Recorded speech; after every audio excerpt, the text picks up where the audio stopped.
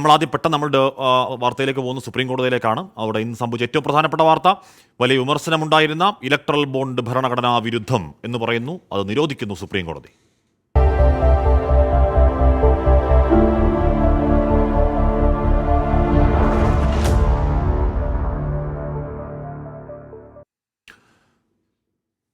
Electoral bond കേസിൽ കേന്ദ്ര സർക്കാരിന് കനത്ത തിരിച്ചടി സുപ്രീം കോടതിയിൽ ഉണ്ടാവുകയാണ്. ഇലക്ട്രൽ ബോണ്ടുകൾ വഴിയുള്ള ധനസമാഹരണം സുപ്രീം കോടതി പൂർണ്ണമായി റദ്ദാക്കി. അജ്ഞാതനായി നിന്ന് പണം നൽകുന്നത് ഭരണഘടനാ വിരുദ്ധമാണ്, വിവരാവകാശ നിയമത്തിന് വിരുദ്ധമാണ് ബോണ്ടെന്നും കോടതി കണ്ടത്. എന്ന് പറഞ്ഞാൽ വളരെ അടിസ്ഥാനപരമായ നിയമം ലംഘിക്കപ്പെടുന്നു എന്ന് കോടതി പറയുകയാണ്. 5 അംഗ ബെഞ്ച് 2 വിധി എഴുതിയെങ്കിലും രണ്ടും ബോണ്ട് റദ്ദാക്കുന്നതിനെ അനുകൂലിച്ചുള്ള വിധിയാണ്.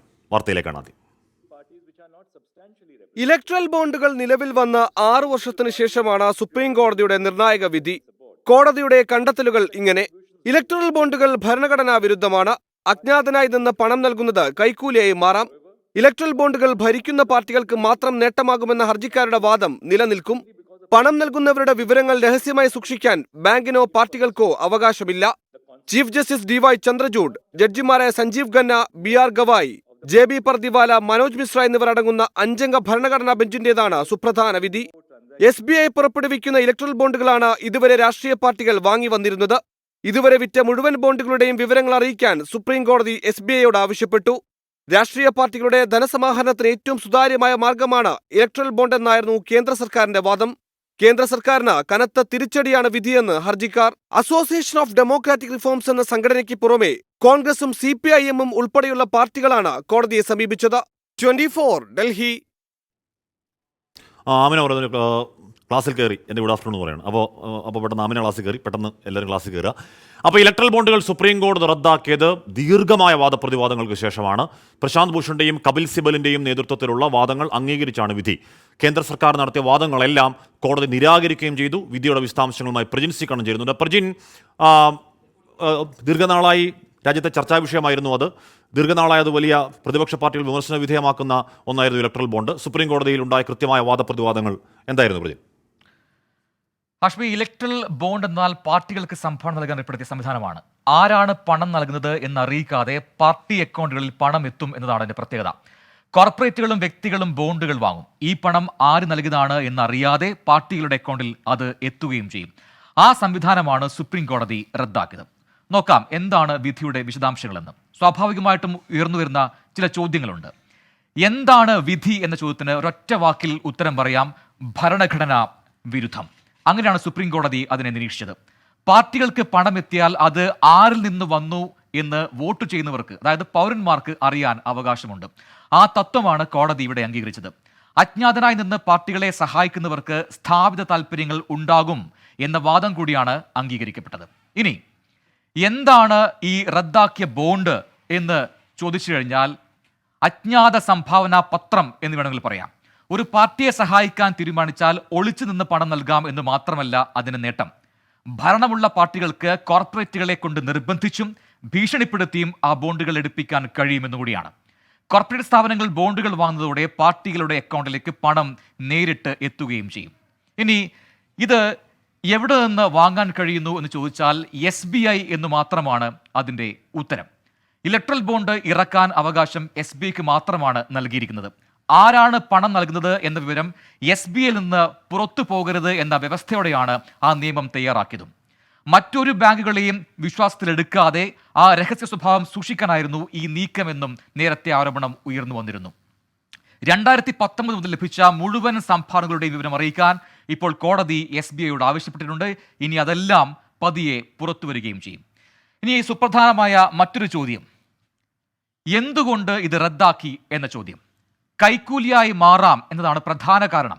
ഇലക്ട്രൽ ബോണ്ടിൽ ഭരിക്കുന്നവർക്ക് പണം നൽകിയ ശേഷം പെർമിറ്റുകളും ലൈസൻസുകളും നേടിയെടുക്കും എന്നായിരുന്നു വാദം. അതാണ് കോടതി അംഗീകരിച്ചത്. മറ്റൊന്ന്, റദ്ദാക്കാൻ മറ്റൊരു കാരണം കൂടിയുണ്ട്. അത് വിവരാവകാശ നിയമത്തിന് വിരുദ്ധമാണ് എന്നതായിരുന്നു. പൊതുഫണ്ടിൽ പ്രവർത്തിക്കുന്നവയാണ് രാഷ്ട്രീയ പാർട്ടികൾ. ഓരോ പാർട്ടിക്കും ലഭിക്കുന്ന പണം ആര് നൽകുന്നു എന്നതറിയാൻ പൗരന്മാർക്ക് അവകാശമുണ്ട്. അതാണ് ബോണ്ടിലൂടെ ഇല്ലാതായത്. മറ്റൊരു കാരണം കൂടിയുണ്ട്. അത് ഈ ബോണ്ട് ഭരിക്കുന്ന പാർട്ടിക്ക് മാത്രമാണ് നേട്ടമാകുന്നത് എന്ന കണ്ടെത്തലാണ്. കേന്ദ്രത്തിൽ ഭരിക്കുന്ന പാർട്ടിക്ക് മാത്രമല്ല, സംസ്ഥാനങ്ങളിലും ഭരിക്കുന്ന പാർട്ടിക്കാണ് ഇതുവഴി നേട്ടമുണ്ടാവുക. അത് ആ കണക്കിലേക്ക് പോകും. നോക്കാം. 2022-23 സാമ്പത്തിക വർഷത്തെ കണക്കാണ് ഈ കാണുന്നത്.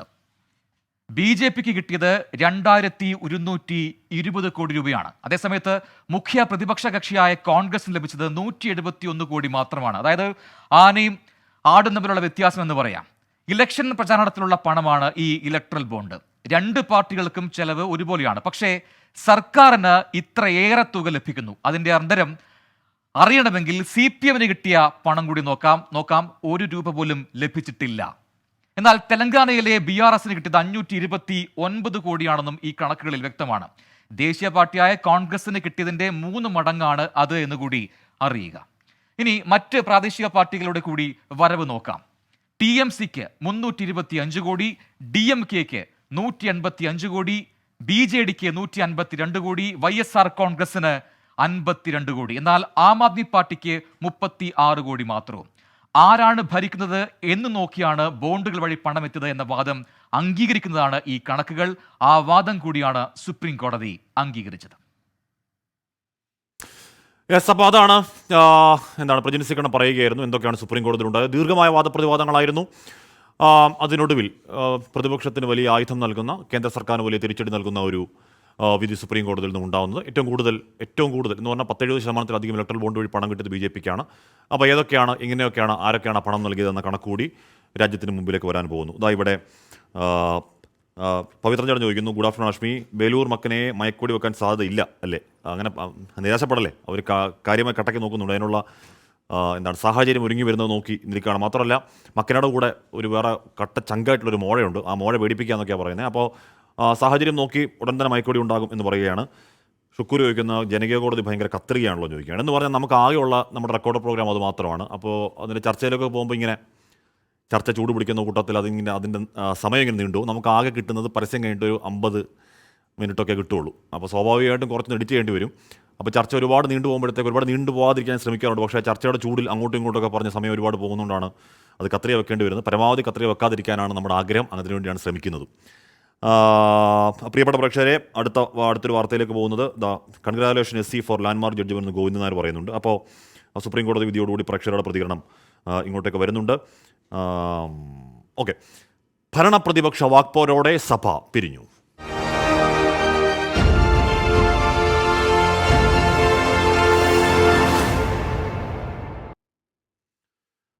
സപ്ലൈകോ അവശ്യ സാധനങ്ങളുടെ വിലവർധനയിൽ സ്തംഭിച്ച് നിയമസഭയുടെ അവസാന ദിവസം. സഭയിൽ ചർച്ച കൂടാതെയാണ് വില കൂട്ടിയതെന്നും സർക്കാർ തീരുമാനത്തിൽ നിന്ന് പിന്മാറണമെന്നും പ്രതിപക്ഷം സബ്മിഷനായി ഉന്നയിച്ചു. എന്നാൽ കാലോചിതമായ സബ്സിഡി പരിഷ്കാരങ്ങൾ ആവശ്യമാണെന്ന് ഭക്ഷ്യമന്ത്രി അറിയിച്ചതോടെ സഭയിൽ ഭരണപ്രതിപക്ഷ വാക്പോരായി. പ്രതിപക്ഷം ബാനർ ഉയർത്തി പ്രതിഷേധിച്ചതോടെ ധനവിനിയോഗ ബില്ലും വോട്ട് അക്കൗണ്ടും ചർച്ച കൂടാതെ പാസാക്കി സഭ അനിശ്ചിതകാലത്തേക്ക് പിരിയുകയായിരുന്നു. സപ്ലൈകോ വിലവർധനവ് പ്രതിപക്ഷ നേതാവ് VD സതീശനാണ് സബ്മിഷനായി സഭയിൽ ഉന്നയിച്ചത്. വിലവർധനവ് സഭയിൽ ചർച്ച ചെയ്യാതെ നടപ്പിലാക്കുന്നത് സഭയോടുള്ള അവഹേളനമാണെന്നും വില വർദ്ധിപ്പിക്കില്ലെന്ന് സർക്കാർ തന്നെ ഉറപ്പു നൽകിയതാണെന്നും പ്രതിപക്ഷ നേതാവ്. സർക്കാരിന്റെ ഔട്ട്ലെറ്റിൽ സാധനങ്ങളുടെ സബ്സിഡി കുറയ്ക്കുന്നു. സബ്സിഡി കുറയ്ക്കുകയും സാധനങ്ങളുടെ വില സപ്ലൈകോയുടെ റീറ്റെയിൽ ഔട്ട്ലെറ്റിൽ കൂടുകയും ചെയ്താൽ പൊതുവിപണിയിൽ അതിന്റെ ആഘാതമുണ്ടാകുകയും ഓർഗാനിക്കായും കൃത്രിമമായും പൊതുവിപണിയിൽ വില വർദ്ധിക്കാൻ ഇടയാകുകയും ചെയ്യും. മാതൃകാപരമായ വിപണി ഇടപെടലിനായി സബ്സിഡിയിൽ കാലോചിതമായ പരിഷ്കാരം ആവശ്യമെന്ന് ഭക്ഷ്യമന്ത്രിയുടെ മറുപടി. ഇതിനെ സംബന്ധിച്ച് ഒരു ഉത്തരവോ കാര്യങ്ങളോ, അതുകൊണ്ട് സഭാ നടപടികളിൽ സബ്മിഷനിലൂടെ ഉന്നയിച്ച വിഷയത്തിൻ്റെ വസ്തുത ഞാൻ പറയാം. അതുമാത്രമേ സൂചിപ്പിക്കാനുള്ളൂ. 25% നിന്ന് 35% സബ്സിഡി വർദ്ധിപ്പിക്കുകയാണ് ചെയ്തത്. വില വർധനവ് പിൻവലിക്കണമെന്നാവശ്യപ്പെട്ടതോടെ പ്രതിപക്ഷ നേതാവ് VD സതീശനെ തടസ്സപ്പെടുത്തിക്കൊണ്ട് ഭരണപക്ഷം രംഗത്തെത്തി. ഇതോടെ പ്രതിപക്ഷാംഗങ്ങൾ പ്ലക്കാർഡുമായി നടുത്തളത്തിലേക്ക്. ഭരണപക്ഷവും സീറ്റിൽ നിന്ന് എഴുന്നേറ്റതോടെ സഭയിൽ ബഹളമായി. ധനവിനിയോഗ വോട്ട് ഓൺ അക്കൗണ്ട് ബിൽ 2-3 വകുപ്പുകൾ ഭേദഗതിയില്ല. സ്പീക്കറുടെ ഇരിപ്പിടം മറച്ചുകൊണ്ടും വലിയ ബാനർ ഉയർത്തിപ്പിടിച്ചുകൊണ്ടുമായിരുന്നു പ്രതിപക്ഷ പ്രതിഷേധം. പ്രതിപക്ഷ പ്രതിഷേധത്തിനിടെ ധനവിനിയോഗ ബില്ലും വോട്ട് ഓൺ അക്കൗണ്ടും ചർച്ച കൂടാതെ പാസാക്കി. തുടർന്ന് നിയമസഭ അനിശ്ചിതകാലത്തേക്ക് പിരിഞ്ഞു. നവകേരള യാത്രക്കെതിരെ പ്രതിഷേധിച്ചവരെ മുഖ്യമന്ത്രിയുടെ ഗൺമാൻമാർ ക്രൂരമായി മർദ്ദിച്ചത് അടിയന്തര പ്രമേയമായി പ്രതിപക്ഷം സഭയിൽ കൊണ്ടുവന്നെങ്കിലും സ്പീക്കർ അനുമതി നിഷേധിച്ചു. ബഹുമാനപ്പെട്ട പ്രതിപക്ഷ നേതാവിനോട് എല്ലാ ബഹുമാനവും, ഡ്യൂ റെസ്പെക്ട് പറ്റില്ല. സോറി. 24 തിരുവനന്തപുരം. വർഗീസ് ജോൺ ചോദിക്കുകയാണ്, പൊതുവിപണിയിൽ വില കുറയുമ്പോൾ ഗുണനിലവാരം കുറഞ്ഞ സാധനങ്ങൾ മാർക്കറ്റ് വിലയേക്കാൾ കൂടിയ വിലയ്ക്ക് വാങ്ങേണ്ടി വരും. ഇപ്പോഴത്തെ വെളിച്ചെണ്ണ വില പോലെ ചുരുക്കത്തിൽ ഈ സംവിധാനം അവസാനിക്കുന്നു എന്ന് വർഗീസ് ജോൺ പറയുകയാണ്. സപ്ലൈകോയിൽ എന്താണ് അവിടെ പ്രതിസന്ധിയാണ്, അതിൻ്റെ പേര് മാറ്റണം എന്നൊക്കെ നമ്മുടെ എല്ലാ ദിവസവും നമ്മുടെ കമന്റ് ബോക്സിൽ പ്രിയപ്പെട്ട പ്രേക്ഷകർ പറയുന്നതാണ്. സപ്ലൈകോ അപ്പോൾ അത്തരത്തിൽ വല്ലാത്തൊരവസ്ഥയിൽ കൂടി കടന്നു പോവുകയാണ്. അത് പരിഹരിക്കാൻ കഴിയും എന്നാണ് മന്ത്രി പറഞ്ഞത്. അതിനുള്ളതാണ് വിലക്കയറ്റമെന്ന് പറയുന്നു. ന്യായീകരിക്കാൻ കഴിയുന്ന വിലക്കയറ്റമാണോ എന്നറിയില്ല. അല്ല, ന്യായീകരിക്കാൻ കഴിയുന്ന വിലക്കയറ്റം അല്ല. കൂടുന്ന വില വലയുന്ന ജനം.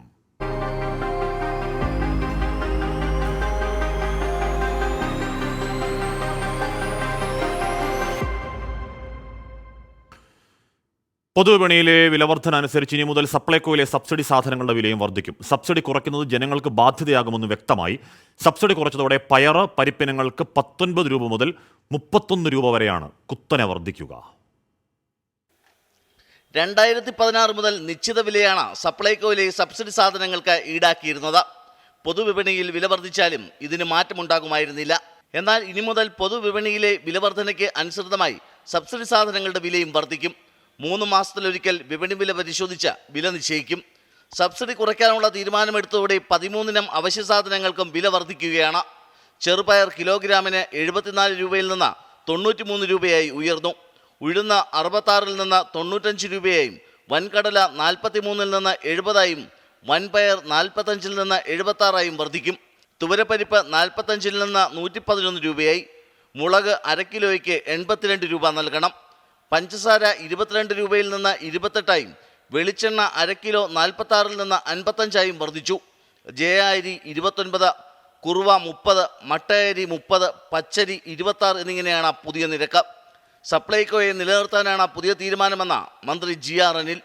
ഒരു ചെറിയ മാറ്റം വരുത്തിയാൽ, എന്നാൽ ലാഭത്തിലേക്കല്ല, ചെറിയ മാറ്റം വരുത്തിയാൽ അതിൻ്റെ നഷ്ടം പരമാവധി കുറയ്ക്കാൻ കഴിയും. ഗവൺമെൻറ്റിൻ്റെ സപ്പോർട്ടും കൂടെ ഉണ്ടാകുമ്പോൾ ജനങ്ങൾക്ക്, കേരളത്തിലെ ജനങ്ങൾക്ക് വളരെ വലിയ ആശ്വാസം പകരുന്ന ഒരു കേന്ദ്രമായി തുടരാൻ കഴിയുന്ന സ്ഥിതി വരും. 28% സബ്സിഡി അനുവദിച്ചാൽ മതിയെന്നായിരുന്നു ഇതേക്കുറിച്ച് പഠിച്ച സമിതി റിപ്പോർട്ട് നൽകിയത്. എന്നാൽ ഇത് വിലക്കയറ്റത്തിന് കാരണമാകുമെന്ന് വിലയിരുത്തിയാണ് മന്ത്രിസഭാ യോഗം 35% സബ്സിഡി അനുവദിക്കാൻ തീരുമാനിച്ചത്. 70% വരെ സബ്സിഡിയാണ് നിലവിൽ നൽകി വന്നത്. 24 തിരുവനന്തപുരം. ഒരുപാട് പേർ സപ്ലൈകോയിലെ പ്രശ്നങ്ങളെക്കുറിച്ച് ഇത് നേരിട്ട് ബാധിക്കുന്ന ഒരുപാട് പേർ കമന്റ് ബോക്സിൽ വരുന്നുണ്ട്. വില വർധനവിൽ ജനങ്ങൾക്ക് ഉറപ്പായും ചിലത് പറയാനുണ്ട്. അവർ പറയുന്നതോടെ ഒന്ന് കേൾക്കണം. ഇവർ പറയണ എന്തെന്നറിയോ, ഇതുവരെ ഉള്ളതിനെക്കാട്ടിയും കുറച്ചും കൂടി വില കൂട്ടി വരുമെന്ന് പറഞ്ഞിട്ടുണ്ട്. ഇതുവരെ സാധനം എത്തിയിട്ടില്ല. കാരണം ഞങ്ങൾ പാവപ്പെട്ടങ്ങൾ ഇങ്ങനെയുള്ള സ്ഥാപനങ്ങളിൽ നിന്ന് സാധനം വാങ്ങി കൊണ്ടുപോയി ജീവിക്കണങ്ങളാണ്. അപ്പോൾ ഇവിടെ മുട്ടിക്കഴിഞ്ഞാൽ ഞങ്ങൾ വില കൊടുത്ത് വാങ്ങണം, ജീവിക്കണ്ടേ. അല്ലാണ്ട് ഇപ്പോൾ ആത്മഹത്യ ചെയ്യാനൊന്നും പറ്റൂല അല്ലേ. അപ്പോൾ ഞങ്ങൾ ഉള്ള സാധനം വാങ്ങിയിട്ട് ഞങ്ങൾ തിരിച്ചു പോകും. അപ്പോൾ ഇത് സർക്കാർ ഞങ്ങളോട് ചെയ്യേണ്ട വലിയ ഒരു അനീതിയാണ്. അരി വാങ്ങാനായിട്ട് വന്നു, അത് കിട്ടി. സബ്സിഡി പ്രതീക്ഷിച്ചു, പക്ഷെ അത് എന്ത് ചെയ്യാൻ കിട്ടിയില്ല. വീട്ടുകാർ പറഞ്ഞു സബ്സിഡി ഉണ്ടെങ്കിൽ എല്ലാതും എടുത്താൽ മതി, പക്ഷേ സബ്സിഡി ഇല്ല. ബേസിക്കലി കുറച്ചു കാലം മുമ്പ് ഉണ്ടായിരുന്നു, ഇപ്പോൾ അതൊന്നും കിട്ടുന്നില്ല. സാധാരണക്കാർക്കൊക്കെ ബുദ്ധിമുട്ടാണ് ഇപ്പോൾ അങ്ങനെ ആയതുകൊണ്ട്. ഇപ്പോൾ സബ്സിഡി ഉള്ള സാധനമില്ല. ഇപ്പോഴും സാധാരണക്കാർ ജീവിക്കുന്നത് ഇപ്പോൾ ഈ മാവേലി സ്റ്റോറൊക്കെ ആശ്രയിച്ചിട്ടല്ലേ, അതൊന്നും ഇല്ല ഇപ്പോൾ. അപ്പോൾ അതാണ് എന്ന് പറഞ്ഞാൽ ഒരുപാട് പേർക്ക് ആശ്രയമാകുന്ന, ഒരുപാട് പേർക്ക് സമാധാനമാകുന്ന ഒരു സംവിധാനമായിരുന്നു സപ്ലൈകോ. അപ്പോൾ അതിൻ്റെ വില കൂട്ടിക്കഴിഞ്ഞാൽ സപ്ലൈകോ എന്ന് പറയുന്ന സംവിധാനത്തിൻ്റെ പ്രസക്തി തന്നെ ഇല്ലാതാവുന്നു എന്നുള്ള പല പ്രേക്ഷകരും ചൂണ്ടിക്കാണിക്കുന്നുണ്ട്. അതിൻ്റെ പ്രതിസന്ധിയിൽ നിന്ന് കരകയറ്റാനുള്ള അവസാനത്തെ മരുന്ന് എന്നൊക്കെ മന്ത്രി പറയുമ്പോഴും അത് പൊതുജനം അതിനെ അത്ര പോസിറ്റീവായി എടുക്കുന്നില്ല. വലിയ ദുരിതം എന്ന്, അല്ലെങ്കിൽ തന്നെ എല്ലാത്തിനും വിലക്കയറ്റമാണ്. ഇന്ധന നികുതി അടക്കം ഉണ്ട്. അപ്പോൾ ആ സമയത്ത് അത് ഒഴിവാക്കി കൊടുക്കാൻ പറ്റുമോ എന്നുള്ളത് ആലോചിക്കാൻ പല പ്രേക്ഷകരും പറയുന്നുണ്ട്. പ്രകാശൻ ബി പറയുന്നു, ഹാഷ്മി സർ, ഹാജർ 2 ദിവസം ലീവായിരുന്നു, വല്ലാത്തൊരു ജലദോഷം, ഡോക്ടറെ കാണാൻ പോയപ്പോൾ ഡോക്ടർ മൂക്കുവലിക്കുകയാണെന്ന് പറയുകയാണ്. ഇവിടെ സജീഷ് കണ്ണൂരും ആശയൊക്കെ ഇന്ന് 2 ദിവസം ഇവിടെ പോയി എന്ന് ചോദിക്കുന്നുണ്ട്. പനി കുറഞ്ഞോ എന്ന് ചോദിക്കുന്നുണ്ട്. പനി അത്യാവശ്യം കുറവുണ്ട്. ഈ പറയുന്ന അവസ്ഥയായിരുന്നു, കട്ട ജലദോഷം, സൈനസൈറ്റിസ്. അങ്ങനെ മൊത്തത്തിൽ ഈ സൈനസൈറ്റിസ് ഉള്ളവർക്ക് സമാന ദുഃഖിതർക്ക് അതിൻ്റെ പ്രശ്നം അറിയാം. ആകെ പ്രാന്താവുന്നൊരു സാധനമാണ്. 2 ദിവസം അതിൻ്റെ റെസ്റ്റും ആൻറ്റിബയോട്ടിക് കഴിച്ച് റെസ്റ്റ് എടുക്കായിരുന്നു. കുറവുണ്ട്, മാറുമെന്ന് പ്രതീക്ഷിക്കാം. എന്തായാലും അടുത്ത വാർത്തയിലേക്ക്. തിരുവനന്തപുരം വെള്ളായണിയിൽ ഡേ കെയറിൽ നിന്ന് 1.5 കിലോമീറ്റർ അകലെയുള്ള വീട്ടിലേക്ക് ഒറ്റയ്ക്ക് നടന്ന് 2.5 വയസ്സുകാരൻ. വിജനമായ റോഡിലൂടെയാണ് കുട്ടി നടന്നത്. ഈ മാസം 12-നാണ് സംഭവം. ഡേ കെയർ ജീവനക്കാർക്കെതിരെ ചൈൽഡ് ലൈനും നേമം പോലീസും കേസെടുത്തു. AV ജയശങ്കർ വിവരങ്ങളുമായി ചേർന്നു. ജയശങ്കർ, കൂളായിട്ടങ്ങ് നടന്നുപോയി 2.5 വയസ്സുകാരൻ. അവന് വീട്ടിലേക്കുള്ള വഴിയൊക്കെ എന്തായാലും കൃത്യമായിട്ട് അറിയാം. പക്ഷേ അത് കുറച്ചുകൂടി ഗുരുതര പ്രശ്നമാണ്. കുട്ടി ഇറങ്ങിപ്പോയതും ആ സമയത്തൊന്നും ഈ ഡേ കെയർ അറിഞ്ഞില്ലേ ഇറങ്ങിപ്പോയത്? വിശ്വസിച്ച് ഏൽപ്പിക്കുന്നതാണല്ലോ ഡേ കെയറിൽ. ആഷ്മി ഈ വീട്ടുകാർ വിശ്വസിച്ചേൽപ്പിച്ചതാണ്. പക്ഷേ അവൻ തക്കം കിട്ടിയപ്പോൾ വീട്ടിലേക്ക് ഓടി. നമ്മൾ വീട്ടിലേക്ക് വരുമ്പോൾ വലിയ ആശങ്കയോടുകൂടിയാണ് വന്നത്. പക്ഷേ നമ്മൾ അങ്കീതിനെ കണ്ടപ്പോൾ അവൻ വളരെ ഹാപ്പിയാണ്, നമ്മോടൊക്കെ വലിയ രീതിയിൽ ഇന്ററാക്ട് ചെയ്യുന്നുണ്ടായിരുന്നു. എന്തായാലും അങ്കീതിന്റെ മാതാപിതാക്കളായ സുധീഷും അർച്ചനയും നമ്മോടൊപ്പം ചേരുന്നുണ്ട്. അവർ വലിയ പ്രതീക്ഷയോടുകൂടി ജോലിക്ക് പോകുന്നതിനിടയിലാണ് കുട്ടിയെ ഈ ഒരു ഡേ കെയർ സെന്ററിലാക്കുന്നത്. ആ ഒരു ഘട്ടത്തിലാണ് ഇത്തരത്തിൽ വലിയ വീഴ്ച സംഭവിക്കുകയും കുട്ടി ഒറ്റയ്ക്ക് വീട്ടിലേക്ക് ഓടി വരുന്നൊരു സാഹചര്യം ഉണ്ടാവുകയും ചെയ്തു. എന്തായാലും മാതാപിതാക്കൾ ആഷ്മി നമ്മോടൊപ്പം ചേരുന്നുണ്ട്. എന്തായിരുന്നു അന്ന് സംഭവിച്ചത്? അന്ന് ഉച്ചയ്ക്കാണ് കുഞ്ഞ് അവിടെ നിന്ന് ഇറങ്ങി ഓടി അവൻ നേരെ ഇവിടെ വന്നു. 1.5 കിലോമീറ്റർ കഴിഞ്ഞ് ഇവിടെ വന്ന് അമ്മ മാത്രമേ ഉണ്ടായിരുന്നുള്ളൂ. അമ്മ താഴത്തെ വീട്ടിലാണ് താമസിക്കുന്നത്. അവിടെ അവൻ പോയി. അവിടെ ചെന്ന് അവൻ അമ്മയുടെ നെഞ്ചത്തൂടെ കുഴഞ്ഞു വീഴുകയാണ് ചെയ്തത്. അതിൽ ഡേ കെയറുകാർക്ക് അബദ്ധം പറ്റി. കാരണം അവർ 4 പേരുണ്ടായിരുന്ന സമയത്ത് 3 പേര് കല്യാണത്തിന് പോയി, ഒരാൾ മാത്രമേ ഉണ്ടായിരുന്നുള്ളൂ. ഒരാൾ ഉണ്ടായിരുന്ന സമയത്ത് അവർ വേറെ കുഞ്ഞുങ്ങൾ എന്തോ ടോയ്ലറ്റിൽ കൊണ്ടുപോകുന്ന സമയത്താണ് കുഞ്ഞ് ഇറങ്ങിപ്പോയത് എന്നാണ് അവർ പറയപ്പെടുന്നത്. നമ്മൾ കണ്ടിട്ടില്ല. അത് നിങ്ങൾ വലിയ സുരക്ഷിതത്വം ഉണ്ടാവും എന്നുള്ള പ്രതീക്ഷയോടെയാണല്ലോ അങ്ങോട്ട് ആക്കുന്നത്. അപ്പോൾ അവരുടെ ഭാഗത്ത് വലിയൊരു വീഴ്ചയല്ലേ സംഭവിച്ചത്? അതെ, വലിയൊരു വീഴ്ചയാണ് സംഭവിച്ചിരിക്കുന്നത്. അവരിനി അവിടെ ക്യാമറ വെക്കുമെന്ന് പറഞ്ഞിട്ടുണ്ട്. ചുറ്റുമതിൽ ഒന്നും കൂടെ കെട്ടി ഒരു ഗേറ്റും കൂടെ ഇടും. അതായത് അടുത്തൊരു കുഞ്ഞിന് അങ്ങനെ സംഭവിക്കാത്ത രീതിയിൽ അവർ ചെയ്യുമെന്നുള്ള ഉറപ്പ് തന്നിട്ടുണ്ട് നമുക്ക്. പിന്നെ അവിടെ ഉള്ള പാരൻസിൻ്റെ ഒരു പെരുമാറ്റമാണ് നമ്മളെ ഒരുപാട് മാനസികമായിട്ട് തളർത്തിയത്. കാരണം എൻ്റെ കുഞ്ഞിന് വന്നു, അത് അവരുടെ കുഞ്ഞല്ലല്ലോ എന്നുള്ള ഒരു രീതിയിലാണ് ആ സമയത്ത് പേരൻസിൻ്റെ പെരുമാറ്റം നടന്നത്. ബാക്കി പള്ളിയിൽ അച്ഛനായിരുന്നാലും ബാക്കിയുള്ളവർ നമുക്ക് ഇതായിട്ട് തന്നെ അവർ കയ്യിൽ നിന്ന് പറ്റിപ്പോയി എന്നുള്ള രീതിയിലെങ്കിലും സംസാരിച്ചു. പാരൻസിൽ ഒരു സ്ത്രീ ചോദിച്ചതെന്ന് പറഞ്ഞാൽ കുഞ്ഞ് വീട്ടിൽ ഓടത്തില്ലയോ, വീട്ടിൽ ഓടുന്നത് പോലെയാണ് 1.5 കിലോമീറ്റർ കുഞ്ഞ് തനിച്ച് വരുന്നത്. ആ ഒരു രീതിയിലാണ് പാരൻസ് മീറ്റിങ്ങിൽ പാരൻസിൻ്റെ പെരുമാറ്റം. ഞങ്ങൾ അനുകൂലിച്ചത് ഒരേ ഒരു ഫാമിലി മാത്രമാണ് ഞങ്ങൾ അനുകൂലിച്ച് നിന്നത്. ബാക്കി എല്ലാവരും അവരെ ടീച്ചേഴ്സ് വേണം, ഞങ്ങൾക്ക് ആ സ്കൂളിൽ തന്നെ വീണ്ടും തുടർന്ന് പോകണം. ഞങ്ങൾക്ക് സ്കൂളിൽ തുടർന്ന് പോകുന്നതിൽ ഒരു പരാതിയില്ലായിരുന്നു. അതായത് വീഴ്ച വരുത്തിയ ടീച്ചേഴ്സിനെ പുറത്താക്കണമെന്നായിരുന്നു ഞങ്ങളുടെ ഇപ്പോൾ നിലവിൽ പോലീസ് കേസെടുത്തിട്ടുണ്ട്, ചൈൽഡ് ലൈൻ പരാതിയിൽ കേസെടുത്തിട്ടുണ്ട്. ഈ നിയമ നടപടികളുമായിട്ട് മുന്നോട്ട് പോകുന്നുണ്ടോ? എന്താണ് നിങ്ങളുടെ ഒരു നിലപാട്? അവർ പറഞ്ഞത് ഞങ്ങളുടെ ആവശ്യം ആ ടീച്ചേഴ്സിനെ മാറ്റി ബാക്കിയുള്ളവർ നടത്തണമെന്നാണ് നമ്മൾ പറഞ്ഞത്. അതവർ ചെയ്യാൻ സമ്മതിച്ചിട്ടുണ്ട്. പിന്നെ സ്കൂളിന് കുറച്ചുകൂടെ സുരക്ഷ ബാക്കിയുള്ള കുഞ്ഞുങ്ങൾക്ക്, എൻ്റെ കുഞ്ഞിന് എന്തായിരുന്നാലും അവിടെ വിടുന്നില്ല, ബാക്കിയുള്ള കുഞ്ഞുങ്ങൾക്ക് ഇനി ഇതുപോലെ പറ്റരുത്. അതുപോലെ ഇവിടെയുള്ള ജനങ്ങൾ വളരെ അങ്ങനെ ഒരു 2.5 വയസ്സുള്ള കുഞ്ഞ് നടന്നു വന്നിട്ട് പോലും റോഡിൽ ആരും അതിനെ എടുക്കുകയോ, ഇത്രയും ചെറിയ കുഞ്ഞാണ് വരുന്നത്, ഒരാൾ കണ്ടു എന്ന് പറയുന്നു, കണ്ടവൻ കരഞ്ഞുകൊണ്ട് ഓടുന്നത് കണ്ടു എന്ന് പറയുന്നു, എന്നിട്ട് പോലും അവർ ആ കുഞ്ഞിനെ എടുത്തിട്ടില്ല. അതിലൊക്കെയാണ് ഞങ്ങൾക്ക് മാനസികമായിട്ട് വളരെ വിഷമമുണ്ടായത്. ആഷ്മി, ഈ അമ്മ നമ്മളോട് പറയുന്നത് ഈ കുഞ്ഞ് ഇത്രയും ദൂരം നടന്നു വരുന്നത് നാട്ടുകാരെല്ലാം കണ്ടു, പക്ഷെ ആരും കുഞ്ഞിനെ തിരിഞ്ഞു നോക്കുക പോലും ചെയ്തില്ല എന്നാണ് പറയുന്നത്. ഒപ്പം ഡേ കെയറുകാർ ശ്രദ്ധ നൽകിയില്ല. വലിയ പ്രതീക്ഷയോടുകൂടി കുഞ്ഞ് സുരക്ഷിതമായിരിക്കുമെന്ന ഒരു കാര്യത്തിലാണ് അവിടെ ആക്കുന്നത്. പക്ഷേ അത്തരത്തിലൊരു കരുതൽ കിട്ടിയില്ല. ഒപ്പം അവിടുത്തെ മറ്റ് കുട്ടികളുടെ രക്ഷിതാക്കളും വലിയ നല്ലൊരു സമീപനം സ്വീകരിച്ചില്ല എന്ന ഒരു ആക്ഷേപവും ഇവർക്കുണ്ട്. എന്തായാലും ആ ഡേ കെയറിലെ ജീവനക്കാർക്കെതിരെ ഒരു നടപടി എന്നതാണ് ഇവരുടെ ഒരു പ്രധാനപ്പെട്ട ഒരു ആവശ്യം. ഇത്തരത്തിൽ ഇനി ഒരു കുഞ്ഞിനും ഈ ഒരു അവസ്ഥ ഉണ്ടാകരുതെന്നും ഇവർ പറഞ്ഞു വെക്കുന്നുണ്ട്. എന്തായാലും ആ കുഞ്ഞിൻ്റെ ഒരു മിടുക്ക് കൊണ്ട്, ഇല്ലെങ്കിൽ അവൻ്റെ ഒരു ഭാഗ്യം കൊണ്ട് മാത്രമാണ് ഒരു കുഴപ്പവും പറ്റാതെ അവൻ സ്വന്തം വീട്ടിൽ തിരിച്ചെത്തിയത്. വളരെ സ്മാർട്ടായിട്ടുള്ള ഒരു കുട്ടിയാണ്. നമ്മൾ വീട്ടിലെത്തിയപ്പോൾ തന്നെ നമ്മോടെല്ലാം വലിയ തോതിൽ സംസാരിക്കുകയും നമ്മുടെ മൈക്കിൻ്റെ പിന്നാലെ നടക്കുകയൊക്കെ ചെയ്യുന്ന ഒരു കുട്ടിയായിരുന്നു. എന്തായാലും വലിയൊരു വീഴ്ചയാണ്. കുട്ടികൾക്ക് വലിയ സുരക്ഷിതത്വം ഒരുക്കുമെന്ന് പ്രിയപ്പെട്ട പ്രേക്ഷകർക്ക് അറിയാം. ഇപ്പോൾ ഡേ കെയർ കുഞ്ഞുങ്ങളെ വിടുന്ന ആ മാതാപിതാക്കളുടെ അവസ്ഥ എന്ന് പറഞ്ഞു കഴിഞ്ഞാൽ ഉറപ്പായും മറ്റു വഴിയില്ലാതായിരിക്കും ഡേ കെയറിൽ കൊണ്ട് ഏൽപ്പിക്കുക. കാര്യം അച്ഛനമ്മയും ജോലിക്ക് പോവുക, വേറെ ഒരു നിവൃത്തിയില്ലാത്തത് കൊണ്ട് മാത്രമേ ഡേ കെയറിൽ കുഞ്ഞിനെ കൊണ്ട് വിടുകയുള്ളൂ. മിക്ക കുഞ്ഞുങ്ങൾക്ക് ഡേ കെയറിൽ പോയി നിൽക്കുന്ന, വീട്ടിൽ അച്ഛനമ്മയുടെ കൂടെ നിൽക്കുന്നതിന് അവിടെ പോയി നിൽക്കുന്ന ഇഷ്ടമുള്ള കുഞ്ഞുങ്ങളുണ്ടാവില്ല. പിന്നെ അവിടെ എത്ര കളി ഉണ്ടെന്നൊക്കെ പറഞ്ഞാലും ഇഷ്ടമുള്ള കുഞ്ഞുങ്ങളുണ്ടാവില്ല. അപ്പോൾ അതുകൊണ്ടാണ് ഡേ കെയർ ഏൽപ്പിക്കുന്നത്. അപ്പോൾ ഉറപ്പായും ഡേ കെയർ ജീവനക്കാർക്ക് അവരുടെ ഉത്തരവാദിത്തം അങ്ങനെയുണ്ട്. മാത്രമല്ല ഫ്രീ ആയിട്ടല്ല, ഫീസ് കൊടുത്തിട്ടാണല്ലോ. ഫീസ് എന്ന് പറയുന്നത് അതുങ്ങളെ നോക്കാൻ വേണ്ടിയിട്ടാണ്. ഈ പൊടിക്കുഞ്ഞിന് എന്തായാലും അതിൻ്റെ ഗൗരവം അറിയില്ല. 2.5 വയസ്സെന്ന് പറയുന്നത് ഒന്നാമത് കുസൃതിയുടെ പ്രായമാണ്, സമയം കിട്ടിയ ചാടി ഓടും. അപ്പോൾ അത് നോക്കാൻ വേണ്ടിയാണ് ഏൽപ്പിക്കുന്നത്. ഇവിടെ ലില്ലിച്ചോളിൽ പറയുകയാണ്, കുഞ്ഞിന് വഴി അറിയാമായിരുന്നത് കൊണ്ട് കൃത്യമായി വീട്ടിലെത്തി. അവരുടെ ഞെട്ടൽ മാറിക്കാണല്ലോ, ഉറപ്പാണ്, സത്യമാണ്. അതാണ്ട് സ്മിത രതീഷ്, അംഗൻവാടിയിൽ വീട് അവിടെ നല്ലതുപോലെ നോക്കില്ല, എന്തിനാ ക്യാഷ് കൊടുത്ത് ഡേ കെയർ വിടുന്നത് എന്ന് ചോദിക്കുകയാണ്. ഇപ്പോൾ അംഗൻവാടി എല്ലാ സ്ഥലങ്ങളിലൊക്കെ കൃത്യമായ സ്ഥലത്തൊക്കെ ഉണ്ടോ എന്ന് എനിക്കറിയില്ല. അപ്പോൾ ഡേ കെയർ സംവിധാനം അതാണ്. അപ്പോൾ ഇനിയെങ്കിലും ഡേ കെയർ നടത്തിപ്പുകാർക്കും മാതാപിതാക്കൾക്കൊക്കെ ഒരു ഐ-ഓപ്പണർ ആവട്ടെ ഈ സംഭവം എന്ന് പറയുകയാണ്. ആ കുഞ്ഞിന് എന്തായാലും എല്ലാവിധ ആശംസകളും ആ കുഞ്ഞിന് എല്ലാവിധ അനുഗ്രഹങ്ങളും ഉണ്ടാവട്ടെ എന്ന് ആഗ്രഹിക്കുകയാണ്. സർക്കാർ വാദങ്ങൾ ചോദ്യം ചെയ്യുന്നു CAG.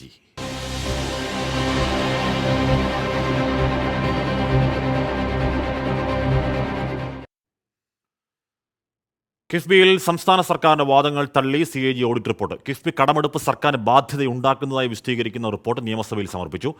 ബജറ്റിന് പുറത്തുള്ള കടം വാങ്ങൽ എന്ന് പറഞ്ഞാൽ ഓഫ് ബജറ്റ് ബോറോവിംഗ് വെളിപ്പെടുത്താതെ സർക്കാർ ഉത്തരവാദിത്തങ്ങളിൽ നിന്ന് ഒളിച്ചോടി എന്നാണ് CAG കണ്ടെത്തൽ. ഭൂമി പതിച്ചു നൽകുന്നതിലെ ഗുരുതര ക്രമക്കേടുകളും CAG റിപ്പോർട്ടിൽ പറയുന്നുണ്ട്. കിഫ്ബിയും പെൻഷൻ കമ്പനിയും എടുത്ത കടം സർക്കാരിന്റെ അധിക ബാധ്യതയാണെന്നാണ് CAGയുടെ നിലപാട്. കിഫ്ബിക്ക് സ്വന്തമായി വരുമാനമില്ല. ബജറ്റിലൂടെ സ്വന്തം വരുമാനമെടുത്ത് കിഫ്ബിയുടെ കടബാധ്യതകൾ തീർക്കുകയാണ് സർക്കാർ. അതുകൊണ്ട് തന്നെ ഇത് ബജറ്റിന് പുറത്തുള്ള കടമെടുപ്പാണ് എന്ന വാദം അംഗീകരിക്കാനാവില്ല. പെൻഷൻ കമ്പനിയുടെ 11,206.49 കോടിയുടെ വായ്പയും ബജറ്റിന് പുറത്തുള്ള കടമെടുപ്പാണെന്ന് CAG പറയുന്നു. ബജറ്റിന് പുറത്തുള്ള കടമെടുപ്പ് നിയമസഭയിൽ വിശദീകരിക്കാതെ നിയമസഭയുടെ പൊതുസാമ്പത്തിക മാനേജ്മെന്റ്, മേൽനോട്ടം എന്നീ ഉത്തരവാദിത്തങ്ങളിൽ സർക്കാർ വെള്ളം ചേർത്തു. അടിസ്ഥാന സൗകര്യ പദ്ധതികളുടെ സാമ്പത്തിക സ്രോതസ്സിനെ നിയമസഭയുടെ നിയന്ത്രണത്തിന് അതീതമാക്കിയെന്നും CAG കുറ്റപ്പെടുത്തി. ധനക്കമ്മിയുടെ മൊത്തം സംസ്ഥാന ഉൽപ്പാദനവുമായുള്ള അനുപാതം കൂടി. GSTP നഷ്ടപരിഹാരത്തിന് ഒന്നിന് പിന്നാലെ ഒന്നായി കിട്ടിയ വായ്പ കടമായി പരിഗണിച്ചില്ല. റവന്യൂ വരുമാനത്തിന്റെ 19.98% പലിശയ്ക്കായി വിനിയോഗിച്ചത് ആശങ്കയുണ്ടാക്കുന്നെന്നും റിപ്പോർട്ടിലുണ്ട്. സംസ്ഥാനത്ത് വിപണി വില ഈടാക്കാതെ അനർഹർക്ക് ഭൂമി പതിച്ചു നൽകിയെന്ന സുപ്രധാന കണ്ടെത്തലുകളും CAG നടത്തി. പതിച്ചു നൽകിയ ഭൂമി വാണിജ്യ ആവശ്യങ്ങൾക്ക് പോലും ഉപയോഗിച്ചു. പാട്ടക്കരാറും പാട്ടത്തുകയും സമയോചിതമായി വർദ്ധിപ്പിക്കാത്തത് സർക്കാരിന് വലിയ സാമ്പത്തിക നഷ്ടമുണ്ടാക്കിയതായും റിപ്പോർട്ട് ചൂണ്ടിക്കാണിക്കുന്നു. 24 തിരുവനന്തപുരം. പ്രകാശം പറയുന്നത് ഇതിൽ രണ്ട് വശമുണ്ട്. കുട്ടി ആരും എടുത്തില്ല എന്ന് പറയുന്നത് ശരിയല്ല. ആരെങ്കിലും എടുത്തിരുന്നെങ്കിൽ തട്ടിക്കൊണ്ടുപോകലെ ആയി പോലും ചിത്രീകരിക്കും നമ്മുടെ നാടല്ലേ ചോദിക്കുകയാണ്. അങ്ങനെയാണോന്നേ? അങ്ങനെ ഉണ്ടോ? ഇപ്പോൾ നമ്മൾ ഒരു കുഞ്ഞ് 2.5 വയസ്സുള്ള കുഞ്ഞ് റോഡിൽ കൂടെ ഒറ്റയ്ക്ക് ഇങ്ങനെ ഓടുമോ നടക്കുക പോകുമ്പോൾ എന്താണെന്ന് നോക്കില്ലേ? അല്ലെങ്കിൽ പിന്നെ അവന് പിന്നാലെങ്കിലും പോകില്ലേ? എങ്ങോട്ടാണ് പോകുന്നതെന്നൊക്കെ നോക്കില്ലേ? അല്ലെങ്കിൽ നാട്ടുകാരോട് പറയില്ലേ ഇത് ഒരു കുഞ്ഞൊറ്റയ്ക്ക് പോകുന്നുള്ള ഒരു 3-4 പേര് ചോദിക്കില്ലേ? അതൊക്കെയാണല്ലോ നാടെന്ന് പറയുന്ന കൺസെപ്റ്റ് അതൊക്കെയാണല്ലോ. പോട്ടെ. അപ്പോൾ നമ്മൾ ഇനി പെട്ടെന്ന് മാർക്കറ്റിലോട്ട് പോകുന്നു. അവിടെ മാർക്കറ്റ് വ്യൂവുമായി സൂര്യശ്രീ. DBFS മാർക്കറ്റ് വ്യൂ സമർപ്പിക്കുന്നത് DBFS wealth management and non banking finance.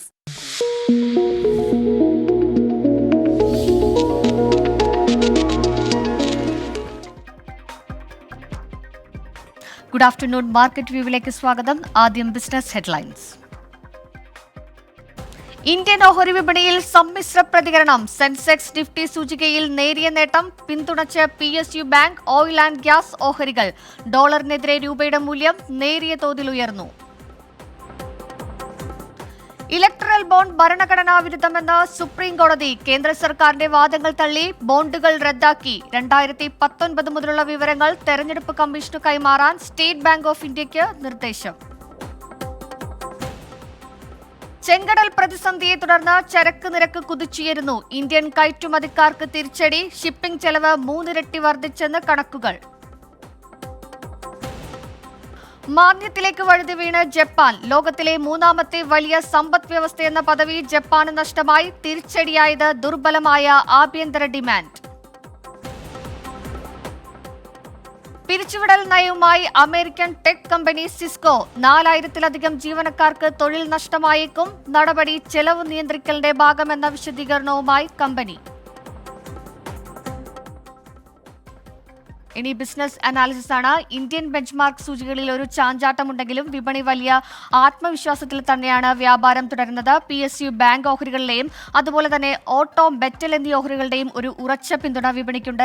2.5% നേട്ടമാണ് ഈ ഓഹരികളിൽ നിന്ന് മാത്രം വിപണിക്ക് സ്വന്തമായത്. അതുപോലെ തന്നെ മഹീന്ദ്രയുടെ ഒരു 5% നേട്ടവും വിപണിക്കുണ്ട്. ഇനി ഓഹരി വിപണിയിലേക്ക് വരികയാണെങ്കിൽ വിപണിയുടെ ഒരു ട്രെൻഡ് അനുസരിച്ച് നാഷണൽ സ്റ്റോക്ക് എക്സ്ചേഞ്ചിന്റെ സൂചികയായ നിഫ്റ്റിയിൽ വ്യാപാരം നടക്കുന്നത് ഒരു ഗ്രീൻ സിഗ്നലിൽ തന്നെയാണ്. നിഫ്റ്റിയുടെ എല്ലാ സൂചികകളിലും പച്ചക്കത്തിയാണ് ഇപ്പോൾ വ്യാപാരം നടക്കുന്നത്.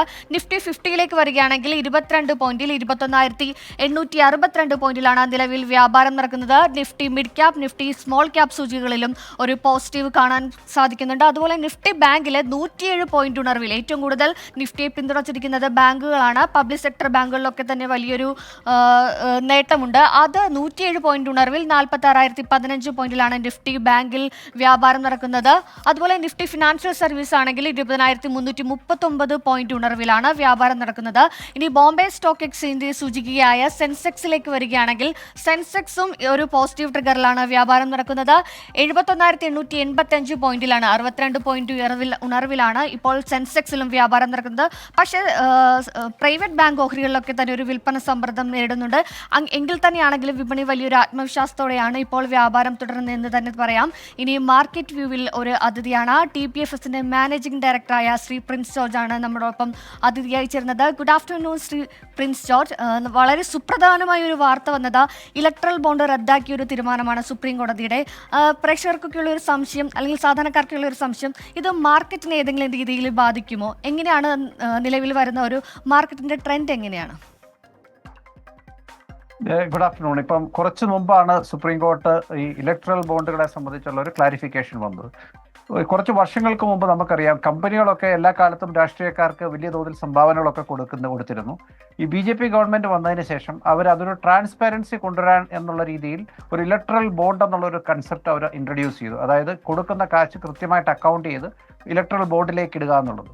ഇതിനെയാണ് ഇപ്പോൾ സുപ്രീം കോടതി ഇതിനെയാണ് ക്വസ്റ്റ്യൻ ചെയ്തത്. അതിന്റെ പ്രശ്നം എന്താണെന്ന് ചോദിച്ചാൽ, ഈ public sector enterprises, Hindustan petroleum, Bharat petroleum, state bank of India പോലെയുള്ള സ്ഥാപനങ്ങളിൽ നിന്നൊക്കെ ഭരിക്കുന്ന പാർട്ടിക്ക് കൂടുതലായിട്ട് സ്വാധീനം ചെലുത്തി വലിയ തോതിൽ ഇലക്ട്രൽ ബോണ്ട് എന്നുള്ള രീതിയിൽ പണം കളക്ട് ചെയ്യാനായിട്ടുള്ള ഒരു അവസരമുണ്ട്. മറ്റു പാർട്ടികൾക്ക് അങ്ങനെ ഒരു അവസരം ഇല്ല എന്നുള്ള ഒരു അലിഗേഷൻ വരികയും അത്തരത്തിലുള്ള കാര്യങ്ങളൊക്കെ സുപ്രീം കോടതിയുടെ ശ്രദ്ധയിൽപ്പെടുകയും ചെയ്തുകൊണ്ടാണ് ഇത്തരത്തിലുള്ള വിധി വന്നേക്കുന്നത്. ലാൻഡ്മാർക്ക് ജഡ്ജ്മെന്റ് ആണോ എന്ന് ചോദിച്ചാൽ ആണെന്ന് വേണം പറയാനായിട്ട്. കാരണം ഇതോടുകൂടി തൽക്കാലം ഈ വർഷത്തെ ഇലക്ഷനെങ്കിലും ഇലക്ട്രൽ ബോണ്ട് വഴി വലിയ തോതിൽ പണം കളക്ട് ചെയ്യാനായിട്ട് രാഷ്ട്രീയ പാർട്ടികൾക്ക് സാധിക്കാത്ത ഒരു സിറ്റുവേഷൻ വരും. ഒരു പരിധി വരെ കമ്പനികൾക്ക് അത് നല്ലതാണ്. കാരണം കമ്പനിയിൽ ആ കാശ് ഷെയർ ഹോൾഡേഴ്സിനായിട്ട് ബെനിഫിറ്റായിട്ട് നിൽക്കും എന്നുള്ളതാണ് സിറ്റുവേഷൻ. ഇനി മാർക്കറ്റിലേക്ക് പോയാൽ, മാർക്കറ്റ് ഇന്നലത്തെ ഒരു കുതിച്ചാട്ടത്തിന് ശേഷം ഏതാണ്ട് അവിടെ തന്നെ നിൽക്കുകയാണ്. ഇന്ന് വളരെ ചെറിയ റേഞ്ചിലാണ് ട്രേഡിംഗ് ഇതുവരെ നടന്നിരിക്കുന്നത്. 21,850 നിഫ്റ്റി ഒരു പ്ലസ് ഒരു 30-40 പോയിന്റ്സ്, മൈനസ് ഒരു 20-30 പോയിന്റ്സ്, ഈ ഒരു ലെവലിലാണ് ട്രേഡിംഗ് നടക്കുന്നത്. മിക്ക ഓഹരികളിലും ഇന്നലെ കയറിയതിലൊക്കെ ചെറിയ തോതിലുള്ള പ്രോഫിറ്റ് ബുക്കിംഗ്, നേരത്തെ സൂര്യശ്രീ പറഞ്ഞ പോലെയുള്ള ഒരു പ്രോഫിറ്റ് ബുക്കിംഗ് നമുക്ക് കാണാൻ സാധിക്കും. എന്നാൽ എം&എം പോലെയുള്ള ചില ഓഹരികളിൽ വലിയ തോതിലുള്ള അപ്വേർഡ് മൂവ്മെന്റ്, എം&എത്തിന്റെ റിസൾട്ട് നല്ലതായിരുന്നു. 7% ആ സ്റ്റോക്ക് മാർക്കറ്റിൽ ഇന്ന് ഇംപ്രൂവ്മെന്റ് കാണിച്ചിട്ടുണ്ട്. HDFC ബാങ്കിൽ ചെറിയ റിക്കവറി കാണിച്ചിട്ടുണ്ട്. മാർക്കറ്റ് ഫ്ലാറ്റ് ആണെന്ന് പറയും. ഇന്നലെ ഇത്രയും വലിയൊരു അപ്വേർഡ് മൂവ്മെന്റ് വന്നുകൊണ്ട് തന്നെ ഇന്ന് നമുക്ക് മാർക്കറ്റിൽ അതുപോലെ ഒരു കണ്ടിന്യൂറ്റി ഉണ്ടാകാനായിട്ടുള്ള ഒരു ചാൻസ് കുറവാണ്. ചിലപ്പോൾ ഉച്ചയ്ക്ക് ശേഷം ചെറിയ തോതിലുള്ള പ്രോഫിറ്റ് ബുക്കിംഗ് ഉണ്ടാകാനുള്ള ചാൻസ് ഉണ്ടെന്ന് വേണമെങ്കിൽ പറയാം. നന്ദി ശ്രീ പ്രിൻസ് ജോർജ് ആണ് മാർക്കറ്റ് വ്യൂവിൽ അതിഥിയായി എത്തിയത്. എന്തായാലും ത്രൈമാസ പ്രകടനങ്ങളൊക്കെ കമ്പനി പുറത്തുവിട്ടിരിക്കുന്നു. ഒപ്പം എന്തായാലും വിപണിയിൽ ഉള്ള ഒരു ആത്മവിശ്വാസം തുടരുകയാണെന്ന് തന്നെ പറയാം. ഇനി മാർക്കറ്റിലെ ട്രെൻഡ് എന്തൊക്കെയാണെന്നത് വരും മണിക്കൂറുകളിൽ നമുക്ക് അറിയാൻ സാധിക്കും. ഇനി ഇടവേളയാണ്. ഇടവേളയ്ക്ക് ശേഷം ബാക്ക് ടു ഹാഷ്മി.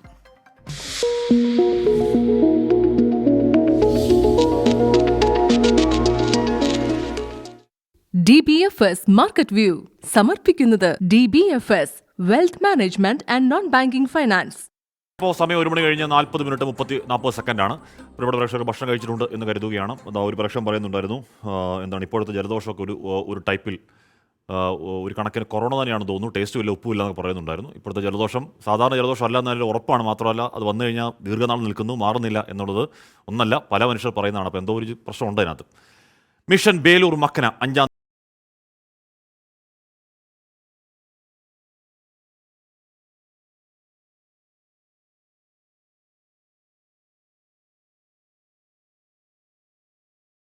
മാനന്തവാടിയിൽ ഇറങ്ങിയ ആളെക്കൊല്ലി കാട്ടാന ബേലൂർ മക്കനെ പിടികൂടാനുള്ള ദൗത്യം 5-ാം ദിവസവും തുടരുന്നു. കാട്ടിക്കുളം മാനുവേൽ പ്രദേശത്തെ വനത്തിലാണ് നിലവിൽ ആനയുള്ളത്.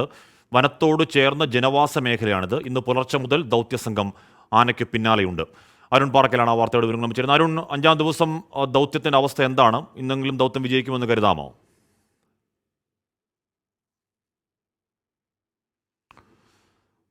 അപ്പോൾ അതാണ് അരുൺ പൂപ്പറമ്പ ഇപ്പോൾ ഇവിടെ ജസ്റ്റ് ഭക്ഷണം കഴിക്കുകയാണെന്ന് തോന്നുന്നു. മാനന്തവാടിയിൽ ഇറങ്ങിയ ആളെക്കൊല്ലി കാട്ടാന ബേലൂർ മക്കന എന്നാണ് പേര്. അതിനെ പിടികൂടാനുള്ള ദൗത്യം 5-ാം ദിവസവും തുടരുകയാണ്. ഒരാൾ പെർഫെക്റ്റ് പ്ലേസും പെർഫെക്റ്റ് സ്ഥലവും നോക്കി കിട്ടിക്കഴിഞ്ഞാൽ അപ്പം മയക്കൊടി, അതാണ് ഓഫർ. ഒളിവിൽ കഴിഞ്ഞ് 9 പേർ പിടിയിൽ.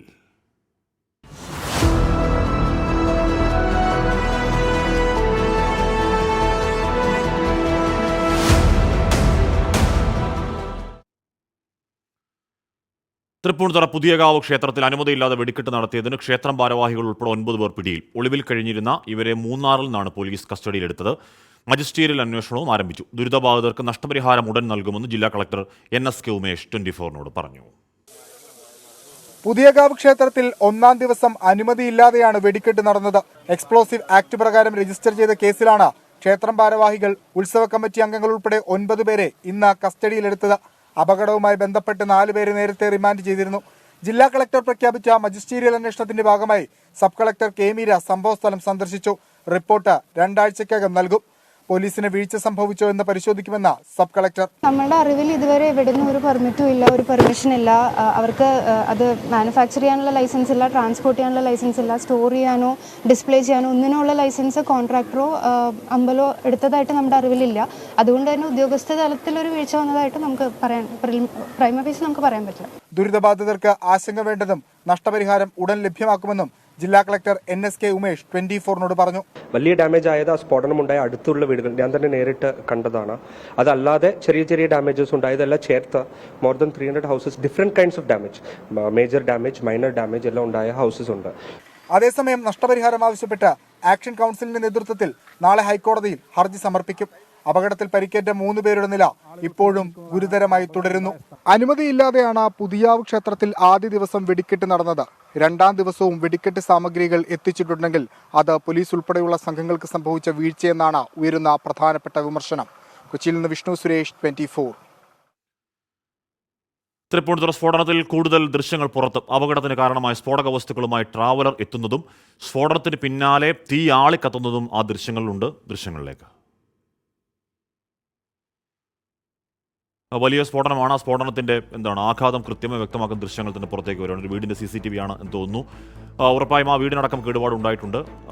ആ വണ്ടി വന്ന് നിൽക്കുന്നതും സ്ഫോടനം ഉണ്ടാവുന്നതും ആ ഗേറ്റ് അടക്കം ഇളകിയാടുന്നതും അതിനുശേഷം അവിടെ വലിയ തീയാളുന്നതും ഒക്കെ ആ ദൃശ്യങ്ങളിൽ നിന്ന് വളരെ വ്യക്തമാണ്. ഈ പറയുന്നത് പോലെ ഒരുപാട് വീടുകൾക്കടക്കം പ്രേക്ഷകർ കാണാം ഒരു പച്ച ടാർപ്പ പോലെ എന്തോ ഇട്ട് ഒരു വണ്ടി നിൽക്കുന്നതും അത് പൊട്ടുന്നതും. ഒരുപാട് വീടുകൾക്ക് അതായത് ജസ്റ്റ് വീട് പണി പൂർത്തിയായി വീട്ടിൽ കയറാൻ ഒരുങ്ങി നിൽക്കുന്ന വീടിന് വരെ വലിയ കേടുപാടുണ്ടായി എന്ന് പറഞ്ഞാൽ അതിൽ താമസയോഗ്യമല്ലാത്ത രീതിയിൽ ഒരുപാട് വീടുകൾക്ക് കേടുപാടുണ്ടായി. ഉടൻ തന്നെ നഷ്ടപരിഹാരം വിതരണം ചെയ്യും എന്ന് പറയുകയാണ് NSK ഉമേഷ്. അതിൻ്റെ ജില്ലാ കളക്ടർ അതിൻ്റെ പ്രൊസീജിയർ അന്വേഷണ പ്രൊസീജിയറിൽ നടന്നുകൊണ്ടിരിക്കുകയും ചെയ്യുന്നു. ശ്രീകാന്ത്, എത്രത്തോളം വലിയ ഭീകരമായ സ്ഫോടനമായിരുന്നു അത് എന്ന് ഈ ഒറ്റ ഷോട്ടിൽ വ്യക്തമാണ്. ശ്രീകാന്ത്,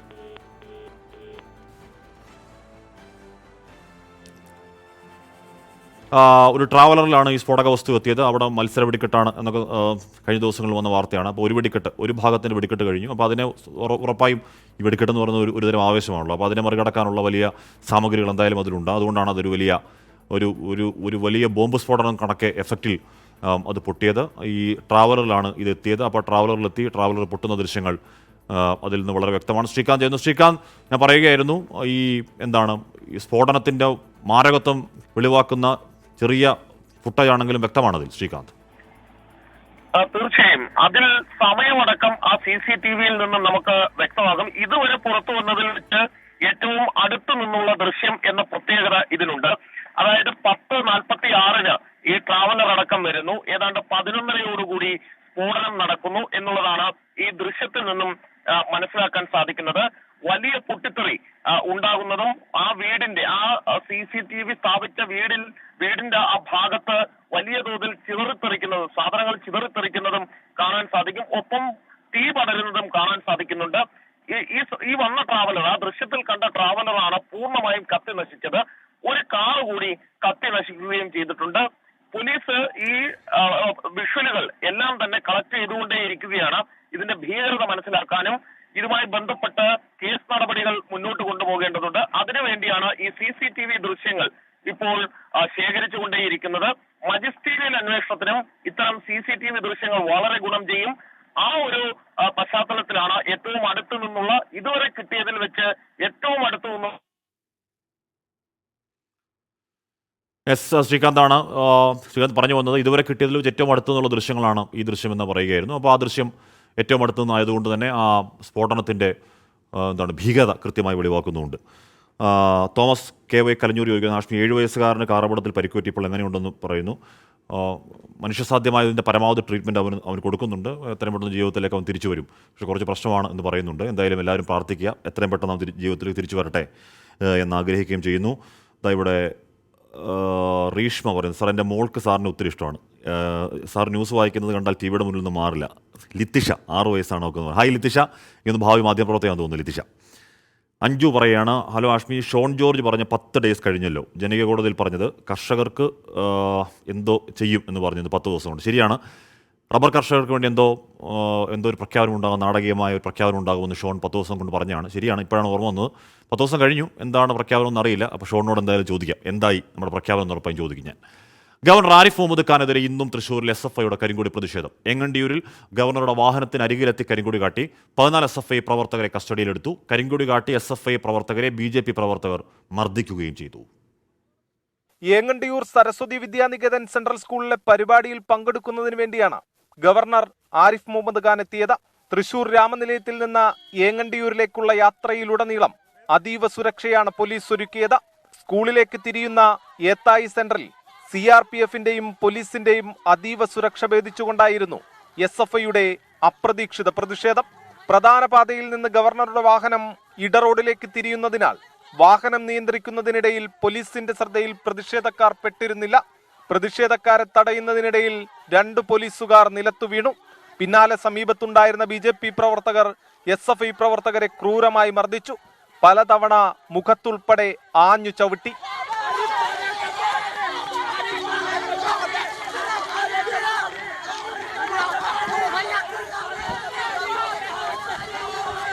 പഴുതടച്ച സുരക്ഷ ഭേദിച്ചുള്ള SFI പ്രതിഷേധം സേനയെയും ഞെട്ടിച്ചു.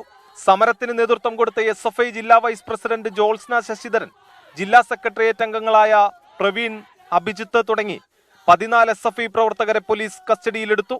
SFI പ്രവർത്തകരെ മർദ്ദിച്ച BJP പ്രവർത്തകർക്കായി പോലീസ് അന്വേഷണം ഊർജിതമാക്കി. 24 തൃശൂർ. മുഖ്യമന്ത്രിക്കെതിരെ വീണ്ടും രൂക്ഷ വിമർശനവുമായി ഗവർണർ ആരിഫ് മുഹമ്മദ് ഖാൻ. ഒരു വശത്ത് സുരക്ഷ ഒരുക്കുമ്പോൾ മറുവശത്ത് SFIക്കാരോട് പ്രതിഷേധം സംഘടിപ്പിക്കാൻ പറയുന്നു. മുഖ്യമന്ത്രിക്ക് പറ്റുന്ന പണി നാടക കമ്പനി നടത്തിപ്പാണെന്നും ഗവർണർ പരിഹസിക്കുകയാണ്.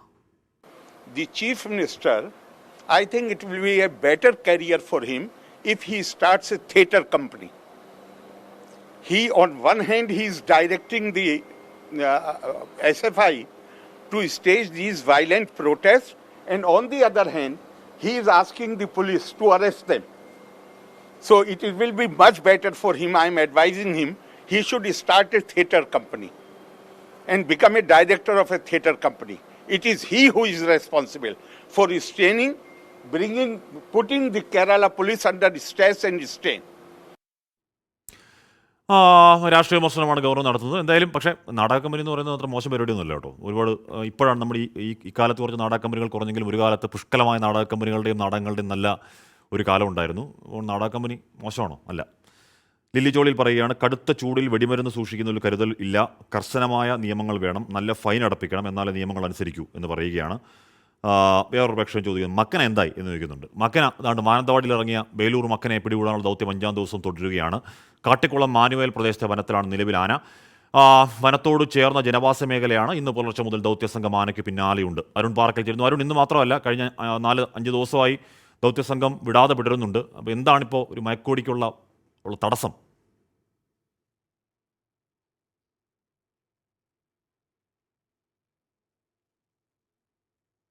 ഹാഷ്മി, ഇപ്പോൾ നിലവിൽ ആന ഈ കാട്ടിക്കുളം പനവല്ലി വനമേഖലയിലാണുള്ളത്. നമുക്ക് പുറകിൽ കാണുന്ന ഈ സ്ഥലത്ത് നമുക്ക് കുങ്കിയാനകളെയൊക്കെ ദൃശ്യങ്ങളിൽ കാണാൻ സാധിക്കുന്നുണ്ട്. ഈ ഭാഗത്ത് നിന്നായിരുന്നു, ഈ ഇരുമ്പുപാലം ഭാഗമാണ്, ഈ ഭാഗത്ത് നിന്നായിരുന്നു ആന ഇന്നലെ രാത്രി തോൽപ്പെട്ടി ബേഗൂർ പാത മുറിച്ചു കടന്ന് മറുഭാഗത്തേക്ക് എത്തിയത്. ഇതാണ് കാട്ടിക്കുളം പനവല്ലി വനമേഖല. ഇതിനിടയ്ക്കുള്ള വനമേഖലയിലാണ് ഇപ്പോൾ ആനയുടെ സാന്നിധ്യമുള്ളത്. ഇതിൽ ദുഷ്കരമായ കാര്യം എന്ന് പറയുന്നത്, ഒന്ന്, ഈ വനമേഖല 3 ആൾ പൊക്കത്തിലുള്ള മുൾക്കാടുകൾ നിറഞ്ഞ, അതായത് പൊന്തക്കാടുകൾ നിറഞ്ഞ സ്ഥലമാണ്. ഇതിനകത്തേക്ക് ഈ കുങ്കിയാനകൾക്കും അതുപോലെ തന്നെ വനം വകുപ്പ് ഉദ്യോഗസ്ഥർക്കും എത്തിച്ചേരുക അതീവ പ്രയാസകരമായ ഒരു കാര്യമാണ്. ഈ ബേലൂർ മഗ്ന പോകുന്ന പോലെ അത്ര എളുപ്പത്തിൽ പോകാൻ കഴിയില്ല. ഇവർ ഈ കാടൊക്കെ വെട്ടിത്തെളിച്ചുകൊണ്ട് അകത്തേക്ക് കടക്കുന്ന സമയം കൊണ്ട് ബേലൂർ മഗ്ന മറ്റൊരിടത്തേക്ക് അതിവേഗത്തിൽ കുതിച്ചു പായുന്നൊരു സാഹചര്യമുണ്ട്. കർണാടക വനമേഖലയിലേക്ക് കയറും വിധമായിരുന്നു ഇന്നലെ ഉണ്ടായത്. പക്ഷേ ഇന്നലെ വൈകുന്നേരത്തോടുകൂടി ഈ ഭാഗത്തേക്ക്, അതായത് പനവല്ലി കാട്ടിക്കുളം വനമേഖലയിലേക്ക് ആന എത്തി എന്നുള്ളതാണ്. അത് ജനവാസ മേഖലയിൽ, അതായത് ജനവാസ മേഖല അവിടെ നിന്ന് വെറും 1 കിലോമീറ്ററിനുള്ളിൽ ജനവാസ മേഖലയാണ്. ജനങ്ങൾക്ക് ജാഗ്രതാ നിർദ്ദേശമൊക്കെ നൽകിയിരുന്നു, മുന്നറിയിപ്പുകളൊക്കെ നൽകിയിരുന്നു.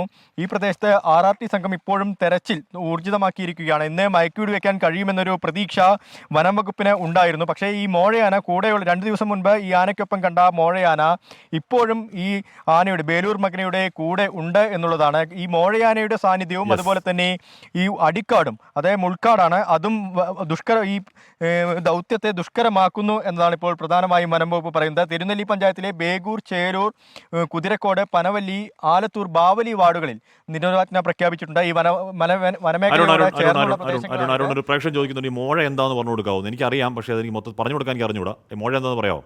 പരമാവധി വനം വകുപ്പ് ഉദ്യോഗസ്ഥർ ഈ ഹാഷ്മി.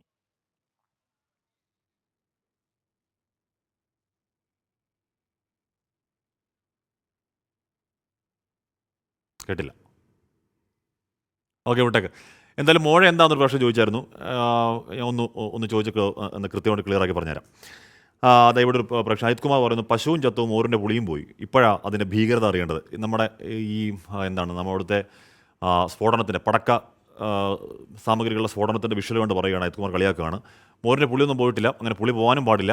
കാര്യം ഇനി ഒരു കാലത്തേക്ക് അത് ഉണ്ടാവാതിരിക്കാനുള്ള പാഠങ്ങൾ നമുക്ക് അതിൽ ഉണ്ടാവേണ്ടതുണ്ട്. അതുകൊണ്ട് മോറിൻ്റെ പുളി അങ്ങനെ പോവോ ചേട്ടാ? വേറൊരു പ്രേക്ഷകനോട് പറയുന്നുണ്ട്, അത് പോയി. അമൽ രാജാ പറഞ്ഞോട്ടോ, ഹാഷ്മി എനിക്ക് ഇന്ന് 40,000 രൂപ കളഞ്ഞു കിട്ടി. പേഴ്സ് വിത്ത് അഡ്രസ്സ്. പണത്തിന് വളരെ അത്യാവശ്യമായിരുന്നു എനിക്ക്. ഞാൻ ആളെ വിളിച്ച് തിരിച്ചു കൊടുത്തു. പുള്ളി 1000 രൂപ പ്രതിഫലം നൽകി. അതുമായി ഞാൻ ബാറിൽ കയറിയിരുന്നു. അമലെ, അത് മോശമായി. അതുവരെ വളരെ ഗംഭീരമായി. 1000 രൂപയ്ക്കും ബാറിൽ കയറിയത് ശരിയാണോ? കുറ്റപത്രം സമർപ്പിച്ചു.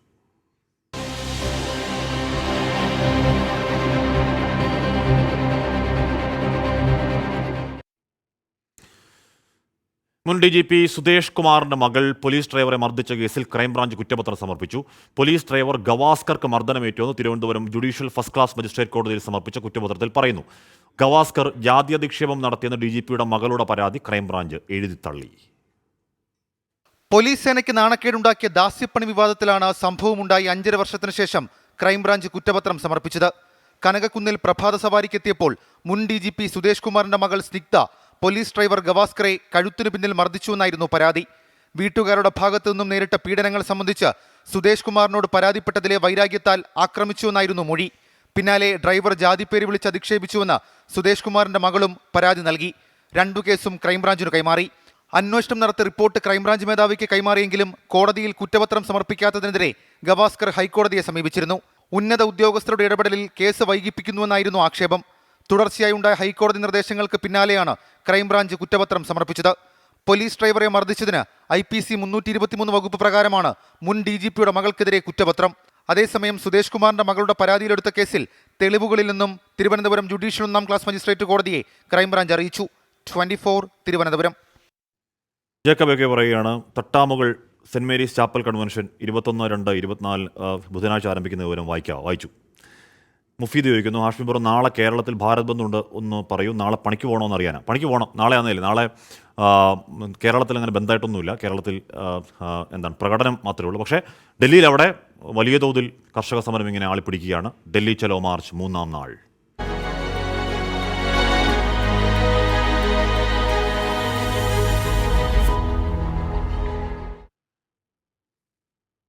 വിളകൾക്ക് താങ്ങുവില പ്രഖ്യാപിക്കണം എന്നതടക്കമുള്ള ആവശ്യങ്ങൾ ഉന്നയിച്ച് കർഷകരുടെ പ്രതിഷേധം 3ാം ദിവസം തുടരുകയാണ്. ഡൽഹി അതിർത്തികളിൽ തമ്പടിച്ചാണ് പ്രതിഷേധം. കർഷകരുമായി കേന്ദ്ര സർക്കാരിന് നിർണായക ചർച്ച വൈകുന്നേരം 5 മണിക്ക് നടക്കും. ചർച്ച കഴിയും വരെ സമാധാനപരമായി പ്രതിഷേധിക്കാനാണ് പ്രതിഷേധക്കാരുടെ തീരുമാനം. ശംഭു അതിർത്തിയിൽ സമാധാനപരമായി തന്നെയാണ് സമരം ഇപ്പോഴും തുടരുന്നത്. കർഷക സംഘടനകൾ കൂടുതൽ പേർ ഇപ്പോൾ ശംഭു അതിർത്തിയിലേക്ക് വന്നുകൊണ്ടിരിക്കുന്നു. വൈകിട്ട് 5 മണിക്കാണ് കേന്ദ്ര സർക്കാരും കർഷക സംഘടനകളും തമ്മിലുള്ള ചർച്ച നടക്കാനിരിക്കുന്നത്. ഈ ചർച്ച പരാജയപ്പെട്ടാൽ കർഷകർ ഡൽഹിയിലേക്ക് പോകുമെന്ന് പ്രഖ്യാപിച്ചിട്ടുണ്ട്. എന്തായാലും ശംഭു അതിർത്തിയിലെ കാഴ്ചകൾ ഇപ്പോൾ കാണാം. നിരവധി കർഷകരാണ് ഇവിടെ നിലയുറപ്പിച്ചിരിക്കുന്നത്. ഒരു തരത്തിൽ പോലും സമരത്തിൽ നിന്ന് പിന്നോട്ട് പോകില്ല എന്ന് പ്രഖ്യാപിച്ചിട്ടുണ്ട്. ഏതാണ്ട് കിലോമീറ്ററോളം കർഷകരുടെ ട്രാക്ടറുകൾ ഇപ്പോൾ നിരന്തരമായി ഇവിടെ നിലയുറപ്പിച്ചു. അതോടൊപ്പം തന്നെ പോലീസിന്റെ എല്ലാ പ്രതിബന്ധങ്ങളെയും മറികടക്കാനുള്ള സർവ്വസന്നാഹവുമായിട്ടാണ് കർഷകർ ഇവിടെ നിലയുറപ്പിച്ചിരിക്കുന്നത്. വൈകിട്ട് 5 മണിക്ക് നടക്കുന്ന ചർച്ച പരാജയപ്പെട്ടാൽ ഡൽഹിയിലേക്ക് പോകുമെന്ന് പ്രഖ്യാപിച്ചു. ഞാനിപ്പോൾ നിൽക്കുന്ന ശംഭു അതിർത്തിയിൽ നിന്നും തൊട്ടപ്പുറത്തെ, അതായത് ഹരിയാന മേഖലയിലെ കാഴ്ചകൾ നമുക്ക് കാണാം. കർഷകരുടെ നീക്കത്തെ തടയാനായി സർവ്വസന്നാഹവുമായി ഇപ്പോൾ പോലീസ് നിലയുറപ്പിച്ചിരിക്കുകയാണ്. ഏതാണ്ട് ദേശീയപാത പൂർണ്ണമായും അടച്ചിരിക്കുന്നു. അതോടൊപ്പം ടിയർ ഗ്യാസ് പ്രയോഗിക്കാനുള്ള എല്ലാ സർവ്വസന്നാഹവുമായി ഈ പാലത്തിന്റെ മുകളിൽ പോലീസും കേന്ദ്രസേനയും നിലയുറപ്പിച്ചിട്ടുണ്ട്. അത്തരത്തിൽ പോലീസ് കഴിഞ്ഞ ദിവസം ഇവിടെ ടിയർ ഗ്യാസ് പ്രയോഗിച്ചത് വലിയ സംഘർഷങ്ങൾക്ക് ഇടയാക്കിയിരുന്നു. കർഷകരെല്ലാം തന്നെ ആശുപത്രിയിലേക്ക് പ്രവേശിക്കേണ്ട സാഹചര്യമുണ്ടായി. കൂടാതെ പോലീസിന്റെ ഡ്രോൺ പ്രയോഗത്തെ ചെറുക്കാനുള്ള കർഷകരുടെ നീക്കം പട്ടം പറത്തി കർഷകർ ഈ ഡ്രോൺ പ്രയോഗത്തെ ചെറുക്കാനും കർഷകർ ശ്രമിക്കുന്നുണ്ട്. അങ്ങനെ പോലീസിന്റെ എന്തെല്ലാം പ്രതിബന്ധങ്ങൾ പ്രതിരോധിക്കാൻ കഴിയുമോ അതെല്ലാം തന്നെ മറികടന്ന് മുന്നോട്ട് പോകുക തന്നെയാണ് ലക്ഷ്യം വെക്കുന്നത്. അതിന്റെ ഭാഗമായുള്ള ഒരു സമരം ഇപ്പോഴും ശംഭു അടക്കമുള്ള അതിർത്തികളിൽ തുടരുന്നു. ശംഭു അതിർത്തിയിൽ നിന്നും കർഷകർ മുന്നോട്ട് പോയാൽ സ്വാഭാവികമായിട്ടും അമ്പാലി അടക്കമുള്ള സ്ഥലങ്ങളിലും സമാനമായി തന്നെ പോലീസിന്റെ വലിയ സുരക്ഷാ ക്രമീകരണങ്ങളുണ്ട്. ഇതെല്ലാം മറികടന്ന് വേണം കർഷകർക്ക് മുന്നോട്ട് പോവുക. എന്തായാലും ഹരിയാന അടക്കമുള്ള സംസ്ഥാനങ്ങളിലെ കർഷകർ ഒന്നിച്ച് തന്നെ സംയുക്തമായി തന്നെ ഡൽഹിയിലേക്ക് പോകുക എന്ന് തന്നെയാണ് ലക്ഷ്യം വെക്കുന്നത്. അതെല്ലാം ഇന്ന് വൈകിട്ട് 5 മണിയുടെ ചർച്ചയ്ക്ക് ശേഷം മാത്രമേ തീരുമാനിക്കുകയുള്ളൂ. എന്തായാലും വൈകിട്ട് 5 മണിക്കുള്ള ചർച്ച പരാജയപ്പെട്ടാൽ മാത്രമേ കർഷകർ ഡൽഹിയിലേക്ക് നീങ്ങുകയുള്ളൂ. ശംഭുവിൽ നിന്ന് സന്ദീപ് മാലിക്കിനൊപ്പം നിതിൻ അംബുജൻ, 24. അപ്പോൾ ശംഭു അതിർത്തി അങ്ങനെ സമരത്തിന് കേന്ദ്രമാവുകയാണ്. വൈകുന്നേരം ഒരു പ്രധാനപ്പെട്ട ചർച്ച. അവർ താങ്ങുവിലയ്ക്ക് നിയമപരമായ പരീക്ഷ ഉറപ്പാക്കണം എന്നൊക്കെ പറയുകയാണ്. പക്ഷേ അത് ഉറപ്പാക്കുകയാണെങ്കിൽ വലിയ സാമ്പത്തിക ബാധ്യത ഉണ്ടാക്കുന്നതാണ്. അതുകൊണ്ട് എത്രത്തോളം അത് പ്രാക്ടിക്കലാണ്. ഒരു സമിതിയെ വെക്കലടക്കം അതിൽ മുന്നോട്ട് പോക്ക് ഉണ്ടാകുമോ ഈ താങ്ങുവില എന്നുള്ള ഒറ്റ വിഷയത്തിൽ? ബാക്കി വിഷയങ്ങളൊക്കെ സമാധാനമുള്ള വിഷയമാണ്, പരിഹരിക്കാവുന്നതാണെന്ന് തോന്നുന്നു. താങ്ങുവിലയിൽ എന്താവും തീരുമാനം എന്ന് കാത്തിരുന്ന് കാണാം. ഇവിടെ ജസ്റ്റിൻ കുളങ്ങര പറയുകയാണ്, ഇടുക്കി മാങ്കുളത്ത് ജനപ്രതിനിധികൾ ജീവിക്കാനായുള്ള അവകാശത്തിന് വേണ്ടി പോരാടി ജയിലിൽ കിടക്കാൻ തുടങ്ങിയിട്ട് 2 ആഴ്ച കഴിഞ്ഞു. ജനപക്ഷ പോരാട്ടങ്ങൾക്ക് പിന്തുണ മാധ്യമങ്ങൾ നൽകാത്തത് കഷ്ടമാണ് എന്ന് പറയുകയാണ്. അത് എന്ത് സമരമായിരുന്നു ജസ്റ്റിനെ? ഉറപ്പായും ജനകീയ സമരങ്ങൾക്കൊപ്പം എക്കാലവും നമ്മൾ നിന്നിട്ടുണ്ട്, ഇനി നിൽക്കുകയും ചെയ്യും. പ്രധാനമന്ത്രി നരേന്ദ്രമോദിയുടെ ഖത്തർ സന്ദർശനം തുടരുന്നു. ഖത്തർ അമീറുമായി മോദി കൂടിക്കാഴ്ച നടത്തുകയാണ്.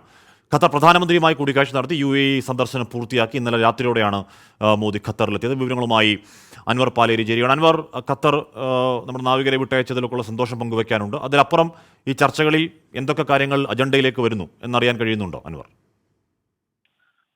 ഹാഷ്മി, ഇന്നലെ രാത്രിയോടെ ദോഹയിലെത്തിയ പ്രധാനമന്ത്രിയെ വിമാനത്താവളത്തിൽ ഖത്തർ വിദേശകാര്യ സഹമന്ത്രിയും അതുപോലെ തന്നെ ഇന്ത്യയിലെ ഖത്തർ അംബാസിഡറും അതുപോലെ ഇവിടുത്തെ ഇന്ത്യൻ അംബാസിഡറും ഒക്കെ ചേർന്നാണ് സ്വീകരിച്ചത്. അതിനുശേഷം ഇന്നിപ്പോൾ അല്പം മുമ്പാണ് കൂടിക്കാഴ്ച, ഖത്തർ അമീറുമായിട്ടുള്ള കൂടിക്കാഴ്ച ആരംഭിച്ചത്.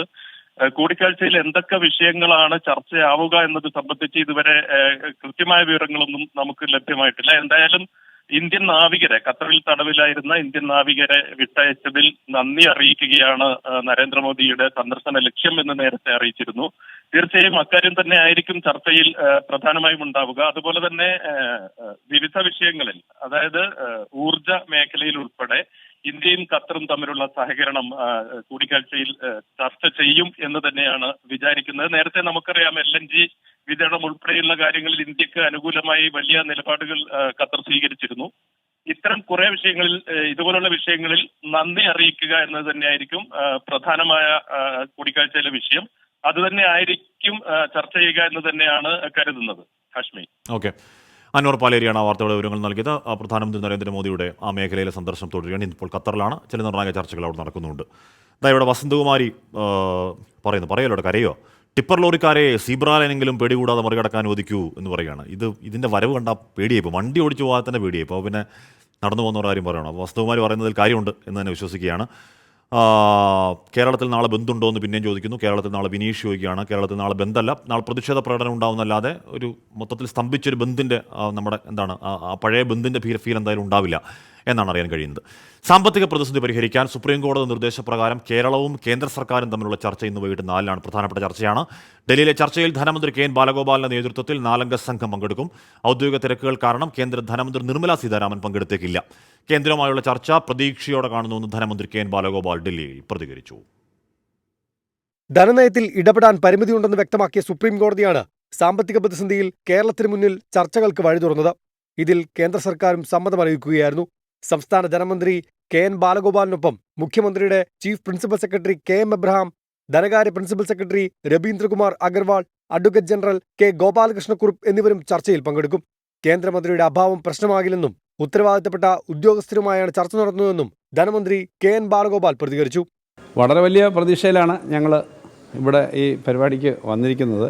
കേന്ദ്ര സംസ്ഥാന ഗവൺമെൻറ്റുകൾ എല്ലാം തമ്മിലുള്ള ബന്ധത്തിൽ കോടതി ഇടപെട്ട് കോപ്പറേറ്റീവ് ഫെഡറലിസത്തിൻ്റെ ഏറ്റവും നല്ല ഒരു മാതൃകയാണ് ഈ ചർച്ച എന്ന് പറഞ്ഞ് ഒരു ദൗത്യം ഏൽപ്പിച്ചിരിക്കുകയാണ്. രണ്ടും ഒരുമിച്ച് ചേർന്ന് പോകേണ്ടതാണല്ലോ, യൂണിയൻ ഗവൺമെൻറ്റും സംസ്ഥാന ഗവൺമെൻറ്റും. ആ സ്പിരിറ്റാണ് ഞങ്ങളും കാണുന്നത്. ഇന്ന് നടക്കുന്ന ചർച്ചയിൽ കേന്ദ്രം വിട്ടുവീഴ്ചയ്ക്ക് തയ്യാറാകുമെന്ന പ്രതീക്ഷയിലാണ് കേരളം. തെരഞ്ഞെടുപ്പ് വരുന്നത് കണക്കിലെടുത്ത് ഹർജിയിൽ ഉടൻ തീരുമാനമുണ്ടാകുമെന്നും സുപ്രീം കോടതിയിൽ കേരളത്തിന് വേണ്ടി ഹാജരായ കപിൽ സിബൽ അറിയിച്ചിരുന്നു. ചർച്ചയിലെ തീരുമാനങ്ങൾ വരുന്ന തിങ്കളാഴ്ച ഹർജി പരിഗണിക്കുമ്പോൾ സുപ്രീം കോടതിയെ അറിയിക്കും. 24 ഡൽഹി. ഷഫീർ മണ്ണാർക്കാട് പറയുകയാണ്, നിർമ്മലാ സീതാരാമൻ ചർച്ചയിൽ നിന്ന് മുങ്ങി എന്ന് പറയുകയാണ്. മുങ്ങിയൊന്നും അവർ തിരക്കായിരിക്കും, പക്ഷേ നിർമ്മലാ സീതാരാമൻ കൂടി ഇരുന്നാൽ മാത്രമേ ചർച്ചയ്ക്കൊരു ഒരു ഗുമ്മുണ്ടാവുള്ളൂ എന്ന് പറഞ്ഞാൽ ഒരു തീരുമാനം ഉണ്ടാവണമല്ലോ. അപ്പോൾ കേന്ദ്ര ധനമന്ത്രി ഇല്ലാത്ത ഉദ്യോഗസ്ഥർ മാത്രമുള്ള ചർച്ചയിൽ എത്രത്തോളം നയപരമായ കാര്യങ്ങൾ തീരുമാനം ഉണ്ടാകും എന്ന് നമുക്ക് കാത്തിരുന്ന് കാണാം. എന്തായാലും ചർച്ച നടക്കട്ടെ, അത് ചർച്ച നടക്കുന്നത് തന്നെ സ്വാഗതാർഹം. നമ്മുടെ ഇലക്ട്രൽ ബോണ്ടിൻ്റെ ആ കേസിലെ 15 ദിവസ കാലാവധിയുള്ള ഇലക്ഷൻ ബോണ്ടുകൾ തിരികെ നൽകണം എന്നൊരു അപ്ഡേറ്റ് ഇപ്പോൾ വരുന്നു. എന്ന് പറഞ്ഞാൽ ആ വിധിയുടെ ബാക്കി ഭാഗം വരുന്നതാണ്. അങ്ങനെ തിരികെ കിട്ടുന്ന ബോണ്ടുകൾ റദ്ദാക്കി പണം തിരിച്ച് ബോണ്ട് വാങ്ങിയവർക്ക് അക്കൗണ്ടിലൂടെ നൽകണം എന്ന് പറയുകയാണ്. അതുമാത്രമല്ല, ഇലക്ട്രൽ ബോണ്ടുകളിലൂടെ രാഷ്ട്രീയ പാർട്ടികൾ കൈപ്പറ്റിയ പണം സംബന്ധിച്ച വിവരം മാർച്ച് 13 മുമ്പ് തെരഞ്ഞെടുപ്പ് കമ്മീഷൻ വെബ്സൈറ്റിൽ പ്രസിദ്ധീകരിക്കണമെന്നും പറയുകയാണ്. അപ്പോൾ ഓരോരോ പാർട്ടികൾക്ക് എത്ര രൂപ കിട്ടി, എത്ര രൂപയാണ് അവർ തിരിച്ചു കൊടുക്കുക എന്നതിനെക്കുറിച്ച് രാജ്യത്തെ പൗരന്മാർക്ക് ഒരു വ്യക്തത ഉണ്ടാകും എന്നുള്ളതാണ് അതിലൂടെ സുപ്രീം കോടതി വിധിയുടെ അന്തസത്ത. അതങ്ങനെ സംഭവിക്കുകയും ചെയ്യട്ടെ. സിവിൽ പോലീസ് ഓഫീസർ സമരം സെക്രട്ടറിയിൽ തുടരുന്നു എന്ന് ആഷിഫെ പറയുന്നു. ഒരുപാട് CPO റാങ്ക് ലിസ്റ്റിലുള്ളവർ നമ്മുടെ കമൻറ്റ് ബോക്സിൽ തുടക്കം മുതലേ എന്തുകൊണ്ടാണ് വാർത്ത എടുക്കുന്നില്ല ചോദിക്കും. നമ്മൾ വാർത്ത എപ്പോഴും എടുക്കുന്നതാണത്. നമ്മൾക്ക് ഈ കമൻറ്റ് ബോക്സിൽ വരുമ്പോൾ ഞാനത് വായിക്കാതെ വിടാറില്ല. പക്ഷേ പ്രശ്നം അതിനുശേഷവും റാങ്ക് ലിസ്റ്റ് ഉണ്ടായി, അത് കഴിഞ്ഞും റാങ്ക് ലിസ്റ്റ് ഉണ്ടായി. അപ്പോൾ അവരുടെ എല്ലാ കാര്യങ്ങളും ഉണ്ട്. അപ്പോൾ എന്തായാലും ഉദ്യോഗാർത്ഥികൾ ഒരുപാട് പേർ അങ്ങനെ പുറത്ത് കാത്തു നിൽക്കണം. അവരുടെ പ്രശ്നത്തിന് പരിഹാരം ഉണ്ടാവണമെന്ന കാര്യത്തിൽ തർക്കമില്ല. പക്ഷേ അതിനുശേഷം റാങ്ക് ലിസ്റ്റ് വരുന്നുണ്ട് കേട്ടോ. തോട്ടപ്പള്ളി കരിമണൽ ഖനനത്തിൽ ഹർജിക്കാരനെതിരെ വിമർശനവുമായി ലോകായുക്ത. ഹർജിക്കാരൻ്റെ വാദങ്ങൾ പ്രാഥമികമായി തൃപ്തികരമല്ല എന്ന നിലപാടെടുത്ത ലോകായുക്ത CMRL മണൽ കടത്തിയതിന് തെളിവെന്ത് എന്ന് ചോദിച്ചു. തർക്കപരിഹാര ബോർഡിൻ്റെ ഉത്തരവ് കൂടി പരിഗണിക്കണമെന്ന ഹർജിക്കാരൻ്റെ ആവശ്യം ലോകായുക്ത കണക്കിലെടുത്തുമില്ല. വിവരങ്ങളുമായി സലീം മാലിക് ചേരുന്നു. സലീം, ആ കേസിൻ്റെ കൂമ്പടഞ്ഞോ അതോ ഇനി വീണ്ടും പരിഗണിക്കുമോ? ഹാഷ്ബി, ആ കേസ് ഈ മാസം 29-ന് വീണ്ടും പരിഗണിക്കും. പക്ഷേ ഇന്നത്തെ ലോകായുക്തയുടെ പല ചോദ്യങ്ങൾ അത് ഏറെക്കുറെ ആ കേസ് വലിയ നിലയിൽ ഹർജിക്കാരനെ തിരിച്ചടി ലഭിക്കാനുള്ള എല്ലാ സാധ്യതകളും കാണുന്ന നിലയിലായിരുന്നു ഇന്ന് ലോകായുക്ത ആ കേസിനെ കണ്ടത്. ഹർജിക്കാരൻ ഉന്നയിച്ച ഓരോ വാദങ്ങളെയും അപ്പോൾ തന്നെ ലോകായുക്ത വലിയ രൂക്ഷമായ ഭാഷയിൽ വിമർശിക്കുകയും പ്രതിരോധിക്കുകയും ചെയ്യുന്ന കാഴ്ചയായിരുന്നു ഇന്ന് ലോകായുക്തയിൽ കണ്ടത്. അതിൽ പ്രധാനപ്പെട്ട കാര്യം ഈ കേസുമായി ബന്ധപ്പെട്ട, അതായത് ആലപ്പുഴ തോട്ടപ്പള്ളിയിൽ നിന്ന് ഈ കരിമണൽ ഖനനം നടത്തി അത് കടത്തുന്നു എന്നുള്ളത്, അത് 99 കോടി രൂപയുടെ അടക്കം ഇടപാട് KMRL നടത്തി എന്നുള്ളതായിരുന്നു ആ കേസിന്റെ പ്രധാനപ്പെട്ട കാര്യം. പക്ഷേ അത് KMML-നെതിരായാണ് ആ കേസ്, ചവറയിലെ KMML-നെതിരായാണ് ആ കേസ് നിലനിൽക്കുകയും ചെയ്യുന്നത്. അതുകൊണ്ട് തന്നെ എന്തുകൊണ്ട് CMRL-ലെ അങ്ങനെ ഒരു ആരോപണമുണ്ടെങ്കിൽ കക്ഷി ചേർത്തില്ല എന്നുള്ളതായിരുന്നു ഹർജിക്കാരനോട് പ്രധാനമായും ചോദിച്ച ചോദ്യം. അതിന് മറുപടിയായി അന്ന് CMRL-നെതിരെ മതിയായ തെളിവുകളില്ല എന്ന് ഹർജിക്കാരൻ പറഞ്ഞിരുന്നെങ്കിലും പിന്നെ എന്തിനാണ് ഇങ്ങനെ ഒരു കേസ് കൊണ്ടുവന്നത് എന്നതുൾപ്പെടെയുള്ള കാര്യങ്ങൾ ലോകായുക്ത ചോദിക്കുന്ന സാഹചര്യമുണ്ടായി. മാത്രമല്ല, മണൽ കടത്തുന്നു എന്ന ആരോപണമല്ലാതെ എന്തെങ്കിലും തെളിവുണ്ടോ, എന്തെങ്കിലും രേഖയുണ്ടോ എന്ന് ലോകായുക്ത ചോദിച്ചു. അപ്പോൾ രേഖകളുണ്ട് എന്ന് പറഞ്ഞെങ്കിലും ഹർജിക്കാരനത് ഹാജരാക്കാൻ കഴിഞ്ഞില്ല. അതിനുശേഷം ഏറ്റവും അവസാനം ലോകായുക്ത ഇന്ന് പിരിയുമ്പോൾ അടുത്ത 29-നെങ്കിലും ആ രേഖകൾ ഹാജരാക്കണമെന്നുള്ള ഒരു നിർദ്ദേശം കൂടി നൽകിയിട്ടുണ്ട്. മാത്രമല്ല, തർക്കപരിഹാര ബോർഡിന്റെ ഉത്തരവ് കൂടി ഈ കേസിൽ പരിഗണിക്കണം എന്ന് ഹർജിക്കാരൻ വാദം ഉന്നയിച്ചപ്പോൾ ഈ കേസിൽ അതിന് പ്രസക്തി എന്താണ് എന്നൊരു മറുചോദ്യമായിരുന്നു ലോകായുക്തയുടെ ഭാഗത്തുനിന്ന് ഉണ്ടായത്. മാത്രമല്ല, ഈ കേസിലെ പ്രാഥമികമായ വാദങ്ങളൊന്നും തൃപ്തികരമല്ല എന്നുള്ളതാണ് ലോകായുക്തയുടെ ഒരു പ്രധാനപ്പെട്ട നിരീക്ഷണമായി കൂടി വന്നത്. ആ നിലയിൽ ഏറെക്കുറെ ഈ കേസുമായി ബന്ധപ്പെട്ട് തിരിച്ചടി ഹർജിക്കാരനെ നേരിടും എന്നുള്ള സാഹചര്യമാണ് നിലവിൽ ഉള്ളത്. ഹാഷ്മി, ലോക്സഭാ തെരഞ്ഞെടുപ്പിലെ സീറ്റ് വിഭജനത്തിൽ പ്രതിസന്ധി തീരാതെ UDF. മുസ്ലിം ലീഗിന്റെ 3ാം സീറ്റ് ആവശ്യത്തിൽ ഇതുവരെയും അനുനയമൊന്നും സാധ്യമായിട്ടില്ല. മാറ്റിവെച്ച UDF ഏകോപന സമിതി യോഗം എന്നു ചേരും എന്നതിലും തൽക്കാലം തീരുമാനമില്ല. ഇന്നലെ ചേരാനിരുന്ന UDF ഏകോപന സമിതി യോഗം മാറ്റിവെച്ചത് നിയമസഭ രാത്രി വൈകി വരെ തുടർന്ന പശ്ചാത്തലത്തിലാണ്.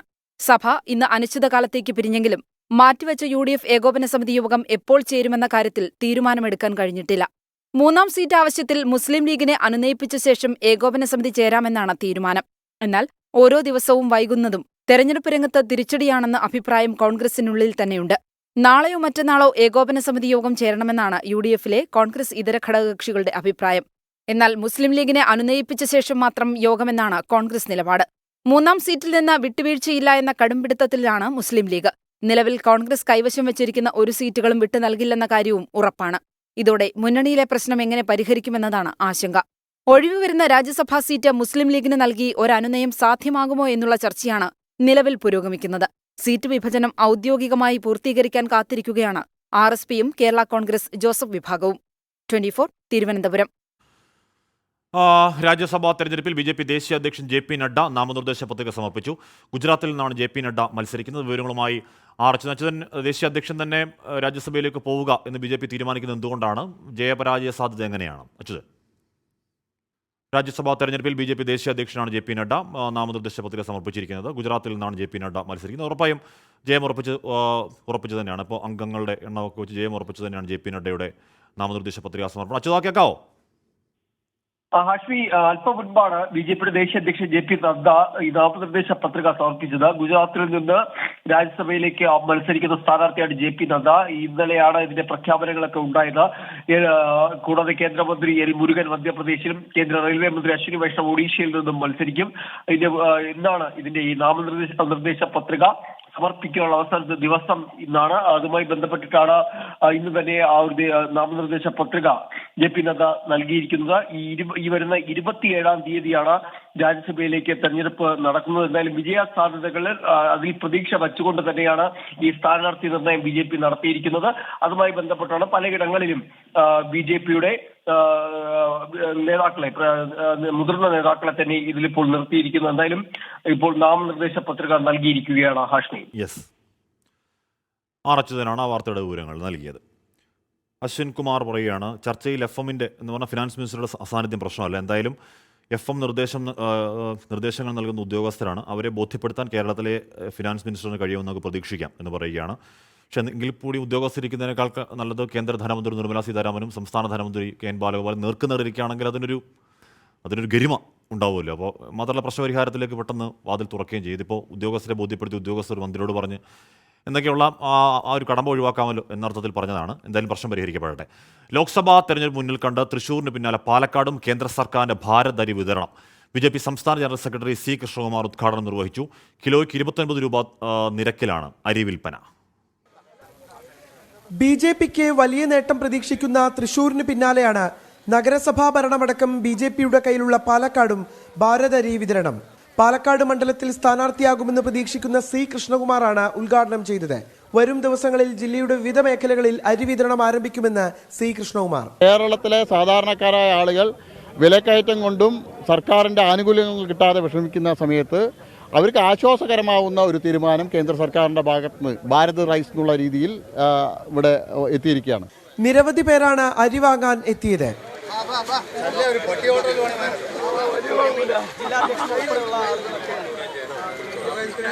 വളരെ സന്തോഷം. 45-50 രൂപ കൊടുത്ത് വാങ്ങുന്ന അരി 29 തരുന്നു. ഇത് പൊളിറ്റിക്കൽ സ്റ്റണ്ടായിരിക്കാം, എന്നാലും ജനങ്ങൾക്ക് ഉപകാരമായിട്ടുള്ള വളരെ നല്ലൊരു കാര്യം തന്നെ അത്. ഈ ആഴ്ച തന്നെ എല്ലാ ജില്ലകളിലും ഭാരത് അരി വിതരണം ആരംഭിക്കാനാണ് NCCF-ന്റെ തീരുമാനം. 24 പാലക്കാട്. അജുവൽ ചോദിക്കുകയാണ്, ഹാഷ്മി, പാർലമെന്റ് തെരഞ്ഞെടുപ്പിനെങ്കിലും പ്രവാസികൾക്ക് വോട്ടുണ്ടാവോ അതോ ഞങ്ങളുടെ പണം മാത്രം മതിയോ എന്ന് ചോദിക്കുകയാണ്. ഉറപ്പായും പ്രവാസി വോട്ടവകാശം കാലാകാലങ്ങളിലെ ചർച്ചാ വിഷയമാണ്. നിങ്ങളുടെ റെമിറ്റൻസ് മാത്രമല്ല, നിങ്ങൾക്കുള്ള എല്ലാ അവകാശങ്ങളും സ്ഥാപിച്ചു തരണം എന്നുള്ളത് തന്നെയാണ് വ്യക്തിപരമായ നിലപാട്. പരിഹാരം ഉണ്ടാകുമെന്ന് പ്രതീക്ഷിക്കാം എന്നല്ലേ പറയാൻ പറ്റൂ. വന്ദേ ഭാരത് ട്രെയിനിൽ കേരള ഭക്ഷണം വേണമെന്നാവശ്യപ്പെട്ട് സംസ്ഥാനം കേന്ദ്രത്തിന് കത്തയച്ചു. പ്രത്യേക പ്രതിനിധി KV തോമസ് റെയിൽവേ മന്ത്രി അശ്വിനി വൈഷ്ണവിനാണ് കത്തയച്ചത്. കേരള വിഭവങ്ങൾ വിദേശ ടൂറിസ്റ്റുകളെ പോലും ആകർഷിക്കുന്നുവെന്ന് കത്തിൽ ചൂണ്ടിക്കാട്ടുന്നു. ട്രെയിനിൽ ഇറങ്ങാനും കയറാനും ഒരേ വാതിലെന്നത് യാത്രക്കാർക്ക് ബുദ്ധിമുട്ടുണ്ടാക്കുന്നു. കയറാനും ഇറങ്ങാനും പ്രത്യേക സംവിധാനം ഒരുക്കണം എന്നും ഈ കത്തിൽ ആവശ്യപ്പെടുന്നുണ്ട്. ബൽറാം നെടുങ്ങാടി വിവരങ്ങളുമായി ചേരുന്നു. ബൽറാം, കേരള ഫുഡ് കൂടി അതിൽ വേണം എന്ന് നമ്മൾ ആവശ്യപ്പെടുന്നത് എന്ത് പശ്ചാത്തലത്തിലാണ് ബൽറാം? ഈ കേരളത്തിൽ ഈ വന്ദേ ഭാരത് ട്രെയിനുകൾ സേവനം ആരംഭിച്ച ഘട്ടത്തിൽ തന്നെ പല യാത്രക്കാരും മലയാളികൾ കഴിക്കുന്ന കേരള ഭക്ഷണ പദാർത്ഥങ്ങൾ ഇതിൽ വിതരണം ചെയ്യണമെന്ന ആവശ്യം മുന്നോട്ട് വച്ചിരുന്നു. ഈ ആവശ്യം ഔപചാരികമായി തന്നെ കേരളം ഇപ്പോൾ കേന്ദ്ര സർക്കാരിന് മുന്നിൽ വെച്ചിരിക്കുകയാണ്. ഡൽഹിയിൽ സംസ്ഥാന സർക്കാരിന്റെ പ്രത്യേക പ്രതിനിധി KV തോമസ് ആണ് ഈ ആവശ്യം ഉന്നയിച്ചുകൊണ്ട് കേന്ദ്ര റെയിൽവേ മന്ത്രി അശ്വിനി വൈഷ്ണവിന് കത്ത് അയച്ചിരിക്കുന്നത്. നിലവിൽ ഇപ്പോൾ സർവീസ് നടത്തുന്ന വന്ദേ ഭാരത് ട്രെയിനുകളിൽ ഉത്തരേന്ത്യൻ ഭക്ഷണം അടക്കമുള്ളവയാണ് എന്നും അതുകൊണ്ട് തന്നെ കൂടുതൽ മലയാളികളായ യാത്രക്കാർക്ക് ഇത് സ്വന്തം ഭക്ഷണം കഴിക്കാൻ കഴിയാത്ത സാഹചര്യം ഉണ്ടാക്കുന്നു. കൂടാതെ കേരള ഭക്ഷണ വിഭവങ്ങൾ വിദേശികൾക്ക് ഉൾപ്പെടെ പ്രിയങ്കരമാണ് എന്നും ഈ കത്തിൽ ചൂണ്ടിക്കാണിക്കുന്നുണ്ട്. അതുകൊണ്ട് തന്നെ വന്ദേ ഭാരത് ട്രെയിനുകളിൽ കേരള ഭക്ഷണങ്ങൾ കൂടി ഉൾപ്പെടുത്തണം എന്നാണ് ആവശ്യപ്പെടുന്നത്. ഒപ്പം തന്നെ ചൂണ്ടിക്കാണിച്ചിരിക്കുന്ന ഒരു വിഷയം എന്നുള്ളത് ഈ വന്ദേ ഭാരത് ട്രെയിനുകൾ പല സ്റ്റോപ്പുകളിലും 2-3 മിനിറ്റ് മാത്രമാണ് സ്റ്റോപ്പ് ഉള്ളത്. ഈ ഒരു സമയം കൊണ്ട് യാത്രക്കാർക്ക് കയറാനും ഇറങ്ങാനും ഒരേ വാതിൽ ഉപയോഗിക്കുമ്പോൾ അത് ബുദ്ധിമുട്ടുണ്ടാക്കുന്നുവെന്നും ഇത് ഒഴിവാക്കാൻ കയറാനും ഇറങ്ങാനും പ്രത്യേക സംവിധാനം വേണമെന്നുമാണ് കേരളം ആവശ്യപ്പെട്ടിരിക്കുന്നത്. ഹാഷ്മി, ബലറാമാണ് വാർത്തയുടെ വിവരങ്ങൾ നൽകിയത്. വസന്തകുമാരി ചോദിക്കുകയാണ്, അച്യുതനും പനിയാണോ? സൗണ്ട് കേട്ടപ്പോൾ അങ്ങനെ തോന്നി. അവന് പനിയൊന്നുമില്ല, അവിടെ റേഞ്ച് പ്രശ്നമുണ്ട്, അതുകൊണ്ട് തോന്നിയതാണ്. ഒരു പ്രേക്ഷകർ ചോദിക്കുന്നുണ്ട്, ഹാഷ്മി പോരുന്നു ഞങ്ങളുടെ ചെട്ടികുളങ്ങര കുംഭഭരണി കൂടാനെന്ന് ചോദിക്കുന്നുണ്ട്. ഇറങ്ങാൻ പറ്റിയില്ലാന്നേ. മാത്രമല്ല അജീനാഫ നേരത്തെ പറഞ്ഞായിരുന്നു ഏറ്റവും ഗംഭീരമാണ്, കരക്കാരൊക്കെ അങ്ങോട്ടൊക്കെ പോവുകയാണ്, അപ്പോൾ അടുത്ത തവണ ലൈവ് ചെയ്യണം എന്ന് പറയുന്നുണ്ടായിരുന്നു. അപ്പോൾ എന്തായാലും ഒരു കാഴ്ചയാണ്, എന്നായിരുന്നു ഒരു തർക്കമില്ല. നയപ്രഖ്യാപനം വായിക്കാതെ തമിഴ്നാട് നിയമസഭയും ജനാധിപത്യത്തെയും ഗവർണർ RN രവി അപമാനിച്ചുവെന്ന് മുഖ്യമന്ത്രി MK സ്റ്റാലിൻ. നയപ്രഖ്യാപനത്തിലുള്ള നന്ദി പ്രസംഗത്തിലാണ് വിമർശനം. വഴിയിൽ കല്ലുകളുണ്ടെങ്കിൽ അത് തകർക്കുന്ന ചുറ്റുകയുമുണ്ടെന്ന് സ്റ്റാലിൻ പറയുകയാണ്. മനേഷ് മൂർത്തി വിവരങ്ങൾ വെച്ചിരുന്നു. മനേഷ്, എന്താണ് അടുക്ക് താടിയും നാട്ടുക്ക് ഗവർണറും തേവയില്ലേ എന്നൊക്കെ സ്റ്റാലിൻ നേരത്തെ പറഞ്ഞതാണ്. പണ്ട് പഴയ അണ്ണാതുരയുടെ ആ വാക്കുകൾ കടമെടുത്തതാണ്. അപ്പോൾ അടുത്തൊരു ഏറ്റുമുട്ടൽ എപ്പിസോഡിലേക്ക് പോവുകയാണോ കാര്യങ്ങൾ?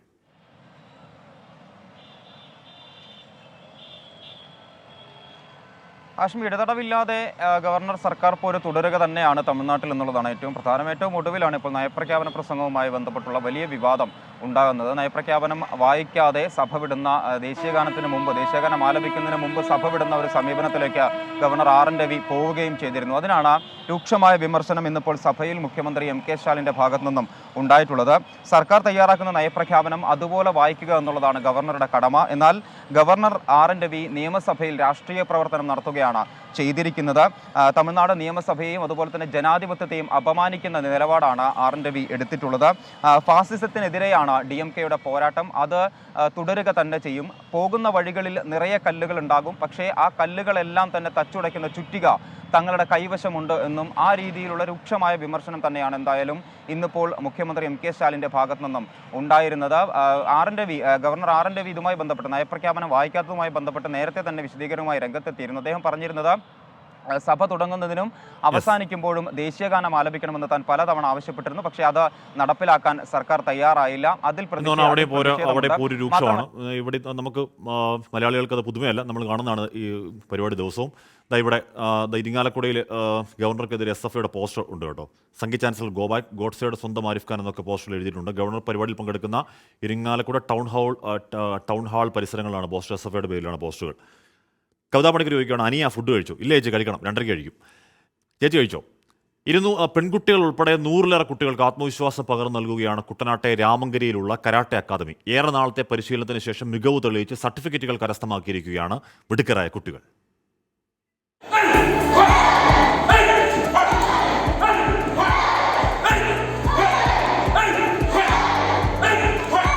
ഹയാഷി ഹഷിറ്റോ റിയു എന്ന കുട്ടനാട്ടിലെ കരാട്ടെ അക്കാദമിയിൽ നിന്നും ഇതിനകം പഠിച്ചിറങ്ങിയത് 300-ലധികം കുട്ടികൾ. ഗ്രാമങ്ങളിലെ പെൺകുട്ടികൾക്ക് സ്വയം പ്രതിരോധത്തിന് പരിശീലനം നൽകുക എന്നതാണ് അക്കാദമിയുടെ ലക്ഷ്യം. നമ്മുടെ നാട്ടും പ്രദേശത്തെ സാഹചര്യം അനുസരിച്ച് പെൺകുട്ടികൾ പ്രധാനമായിട്ടും ഈ മാർഷൽ ആർട്ട് കരാട്ടെ പഠിച്ചിരിക്കേണ്ടത് അത്യാവശ്യമാണ്. അവർക്ക് മാനസികമായിട്ടും ആരോഗ്യപരമായിട്ടും വിദ്യാഭ്യാസപരമായിട്ടും ഒക്കെ തന്നെ അവർക്ക് വളരെ ഗുണം ചെയ്യുന്ന ഒരു കാര്യമാണ് ഈ മാർഷൽ ആർട്ടുകൾ.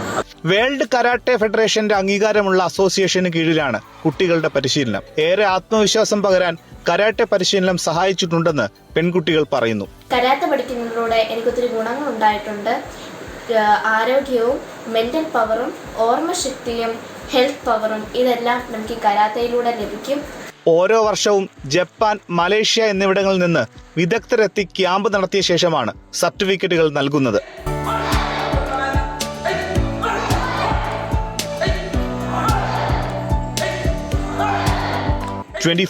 ആലപ്പുഴ.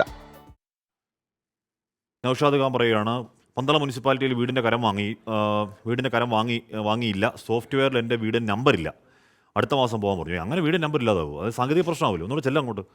നമ്മുടെ സർക്കാരിൻ്റെ കയ്യിൽ പണമില്ല, ഇതൊന്ന് അന്വേഷിക്കണമെന്നും നൗഷാദ് ഖാൻ പറയുകയാണ്. നമ്മുടെ നാടാണ്, അവിടെ അങ്ങനെ എന്തെങ്കിലും സാങ്കേതിക പ്രശ്നമാവില്ലേ? ചില വാർത്തകൾ പെട്ടെന്ന് നോക്കാം ചുരുക്കത്തിൽ. ഇടുക്കി പൂപ്പാറയിൽ ഒഴിപ്പിച്ച കയ്യേറ്റക്കാരിൽ മറ്റു വരുമാനമാർഗ്ഗമില്ലാത്ത അർഹരായവരെ പുനരധിവസിപ്പിക്കണമെന്ന് ഹൈക്കോടതി. പന്നിയാർ പുഴയിലേക്ക് ഇറക്കി നിർമ്മിച്ച ആരാധനാലയങ്ങൾ ഉൾപ്പെടെ കെട്ടിടങ്ങൾ പൊളിച്ചു നീക്കണം എന്നും പറയുന്നു കോടതി. താനൂർ കസ്റ്റഡി മരണത്തിൽ പോലീസിനെതിരായ മൊഴിയിൽ ഉറച്ച forensic surgeon doctor Hitesh Shankar മർദ്ദനമാണ് താമർ ജിഫ്രിയുടെ മരണകാരണം എന്ന് CBI ഫോറൻസിക് വിഭാഗത്തിന് നൽകിയ മൊഴി. കൊച്ചിയിൽ വൈറ്റില മേൽപ്പാലത്തിന്റെ കൈവരിയിലേക്ക് ലോറി ഇടിച്ചു കയറി അപകടമുണ്ടായി. ഡ്രൈവർ ഉറങ്ങിപ്പോയതാണ് അപകട കാരണം. പരിക്കേറ്റ ഡ്രൈവറെ ആശുപത്രിയിലേക്ക് മാറ്റി. തിരുവല്ലയിൽ ആൾമാറാട്ട പരാതിയിൽ CPIM അന്വേഷണം. നിരവധി കേസുകൾ പ്രതിയായ ആളെ ലോക്കൽ കമ്മിറ്റി സെക്രട്ടറി എന്ന് പരിചയപ്പെടുത്തി വിവാഹത്തിന് പെൺകുട്ടിയുടെ വീട്ടുകാരെ പ്രേരിപ്പിച്ചുവെന്ന പരാതിയിലാണ് അന്വേഷണം. ഏരിയ കമ്മിറ്റി അംഗം കൊച്ചു പ്രകാശ് ബാബുവിനെതിരെ നെടുമ്പ്രം ലോക്കൽ സെക്രട്ടറി വിനയചന്ദ്രന്റെ പരാതിയിലാണ് CPIM അന്വേഷണ കമ്മീഷനെ നിയമിച്ചത്. ആലുവ കുട്ടമശ്ശേരിയിൽ വാഹനാപകടത്തിൽ പരിക്കേറ്റ കുട്ടിയുടെ ആരോഗ്യനിലയിൽ മാറ്റമില്ല. 48 മണിക്കൂർ കഴിഞ്ഞാൽ മാത്രമേ എന്തെങ്കിലും പറയാനാവൂ എന്ന് ആശുപത്രി വൃത്തങ്ങൾ പറയുന്നു. നിലവിൽ കുട്ടി വെന്റിലേറ്ററിൽ തന്നെ തുടരുകയാണ്. സംസ്ഥാനത്ത് സ്വർണ്ണവിലയിൽ തുടർച്ചയായ 3-ാം ദിവസവും ഇടിവ്. വ്യാഴാഴ്ച സ്വർണ്ണവില 80 രൂപ ഇടിഞ്ഞ് 45,520 രൂപയിലെത്തി. ഗ്രാമിന് 10 രൂപ കുറഞ്ഞു.